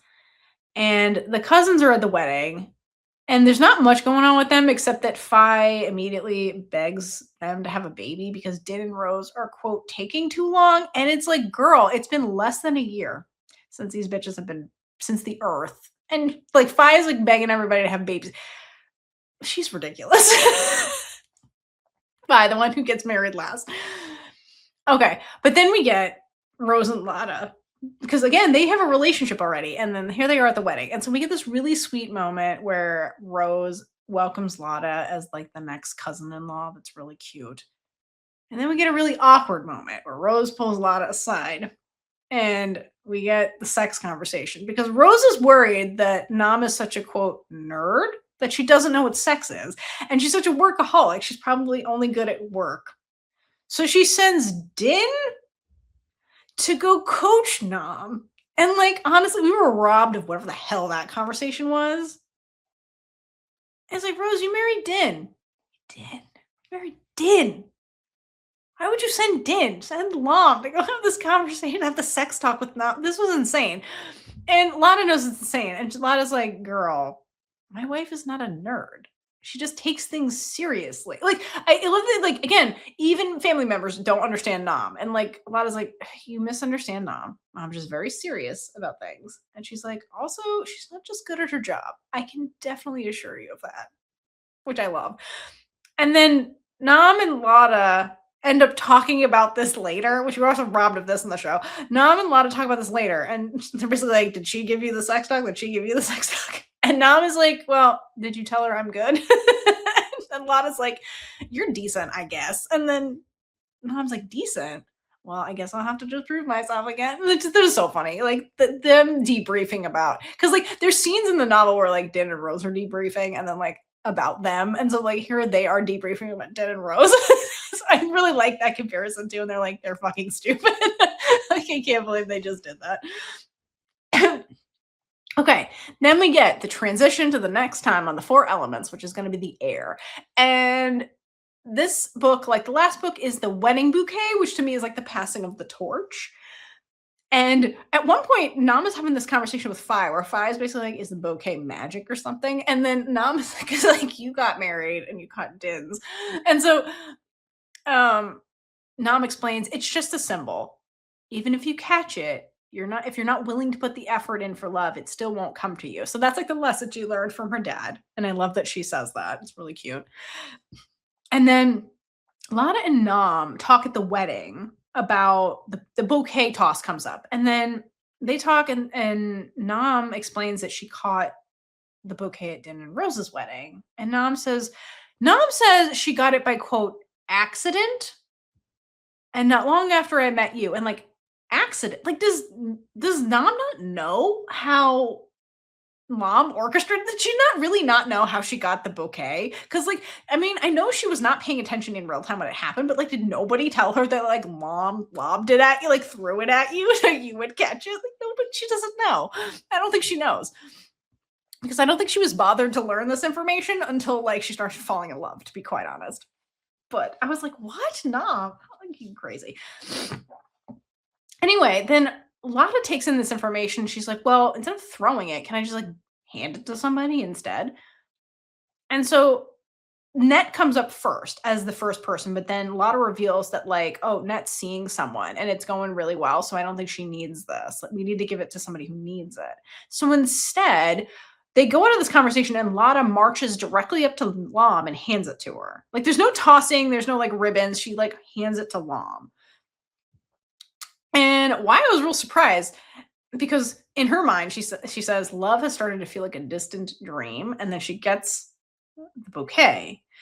And Lada explains, Nam and I wanted to give it to you, and we hope you find the love you're looking for. Like, that's really sweet. So, like, because like, Lam is the one that, like, supports everybody in their quest for love, and so I think it's really significant that Lada is like, we're here to support you for once, because 'cause you're always supporting everybody. You interfered with us for better or worse, and, like, we appreciate your efforts, and, like, here is like mom admitting in her brain that she's starting to feel real jaded when it comes to love because she keeps seeing a lot of people but nothing clicks. And so she's like, is it even worth it? And so like, but here's Lada being like, no, well, we're gonna help you, kind of thing. So I think that hopefully helps mom's mindset when the air starts, which I will read later. All right. And so then this after the that's where the book basically ends. And then it ends the wedding essentially. And then this like special chapters, a synopsis of them. I feel like they were done pretty faithfully in the series. I'm surprised they even went through the special chapters, but they basically went through all of them with some changes. So the honeymoon is one of them. So Nam and Lada honeymoon in Chiang Rai, which is where Rosendin's farm. So which we were robbed of all these scenes. And I think this was a filming issue because Chiang Rai is in the air, so maybe there was a filming issue in the series. But there is a huge change in their relationships after they start getting physically intimate with each other, where it's noted that Nam is, quote, completely immersed in Lada, whispering sweet words, oblivious to everyone and everything around them. I remember they're at Dinner and Roses, and even Modang notices, and we're robbed of this, where Modang says out loud, is there an off switch to Nam's lovesick mode? Which I think is so funny. And honestly, there's no off switch to Nam ever, and like none of these cousins. Like poor Monet, she's like, I have to live with these fucking two. I gotta live with Din. Can I turn this one off? And so like by the end of this, they become Din and Rose. So I feel bad for Lam and Fi in the rest of the novels because they're slowly getting outnumbered. Okay. And then Lada is promoted to a quote boss role in the Wathin group because she has proven herself, not because of nepotism. And unlike in the series, Lada insists that they do not share an office because, quote, Nam would stare at her all day. Because I think they try working together and that literally Nam does not get anything done. She's like, this will never work because you're the worst. But then Nam's like, can we at least have lunch together? It's very cute. And one thing that happens is that they go through their first wedding anniversary, they celebrate their first year wedding anniversary. Then they get to their second year wedding anniversary, and they both forget it mutually because they're working so much. But they decide it's okay because they're like, we will celebrate another day. It doesn't have to be on that, which happens in my marriage. We both mutually forget the date, but we do celebrate it. We're just like, oh shit, that was today. We'll celebrate this weekend, whatever. We will still celebrate. It's just like we forget because it's like long-term relationships, like the time works differently, and they're just like they're in their routine now, and they're like every day is special. Like I don't remember dates. The date doesn't matter. The time you spend together is what's meaningful, and that's a hallmark of their relationship. All right. Another thing is they both travel to Canada to visit Nam's mother, which is like really cute, and they get to like explore a new area and then like spend time with her mother, who's not really in the novel a lot. Nam experiences jealousy for the first time and is confused and annoyed by it because she cannot control her feelings. And that was one of my favorite chapters because I love the way they communicate. And I love the way Nam, the controlled person, is like, what is this feeling? I hate it because it's making me act irrational and I don't want to do irrational things around you. I don't like this. Okay. Then we get the Daisy's birth, which is Din and Rose's daughter. And then Daisy's birth prompts the should we have kids conversation, and they're both like, oh, neither of them ever thought about it, and then suddenly their mom's like, but I know what I would name the kid, and Lana's like, so do I, and then at the same time they're both like little C, which is really cute. So anyway, so that is the water. And I really, really fucking love the novel because there's so many funny elements to it. And Lada and Nam's relationship is one of my favorites. I absolutely love their dynamic. I love their dialogue once they start talking. The way that Sean Lada is always like, no, bitch, we're doing this. Like, Nam's like, are you sure? They're so funny. I absolutely love them. And I would say for Big Gay Energy Award for the water, so I'm gonna wrap this up, is Nom and the noodles joke, the ramen joke that is code for sex, and Lada being like, "Who taught you that?" And I was like, "The internet." Like that whole thing, and the way it keeps coming up as code for sex, I thought that was hilarious. The Taylor Swift song I would give for the water is "This Love," I think, because I think there's a lot of lines in it that are literal to the water, which is like high tide came and brought you in, like Lada's the crashing wave from the ocean that disrupts Nom's life. And this love is good, this love is bad, this love is a life back from the dead. It's like the whole like Lotta brought color into my life because Nam wasn't living her life. It was black and white, and then this splash of color came in, and now Nam can't unsee it. And it changed everything. And even though this love is good, it had its bad moments because they made their mistakes. But yeah, I just love it. It's very them. Okay. If you've made it this far, thank you so much. If I left anything out, I hope not, but I'm sure I did. Leave it in the comments. Why did you love the novel? How would you compare it to the series? I hope this addressed all the comments we got in our Why You Love the Water. And a lot of it was like, I didn't like all these things they left out about the novel. I tried to incorporate all of them because like they were so funny. The dialogue was really good. I really love the characterization of all of the characters as written by the author. And I just feel like the series was it was just different. It was a completely different story to me. It was not this novel. And it's not a bad thing. It's just I prefer the novel because I prefer who these characters were, how they interacted, all like the symbolism that went in, all the meaningful moments they had, and the way that really told the story. So I really love this novel. Um, if you're interested in book club, I will be continuing book clubs. I have a couple, I think, in the works. I will definitely be continuing the Four Elements. And like I said, the air will be next in the Four Elements series. I'm also working on, I will read the Girl Rules novel at some point when the series ends. And I'm planning on doing Queendom by Salmon as well, because I'm super curious what the original was like that the author wrote in comparison to the series. So those are a couple coming up. If you have suggestions for other novels, please let me know. I will keep doing this. Thank you for joining. Hope you enjoyed this. And until next time, hydrate for lesbian Jesus and gay it up all over the place. Bye. And with that, we've been Big Gay Energy. If you like this episode, check out all our other episodes right here on YouTube. Please like, leave a comment below, and subscribe for more amazing super gay content.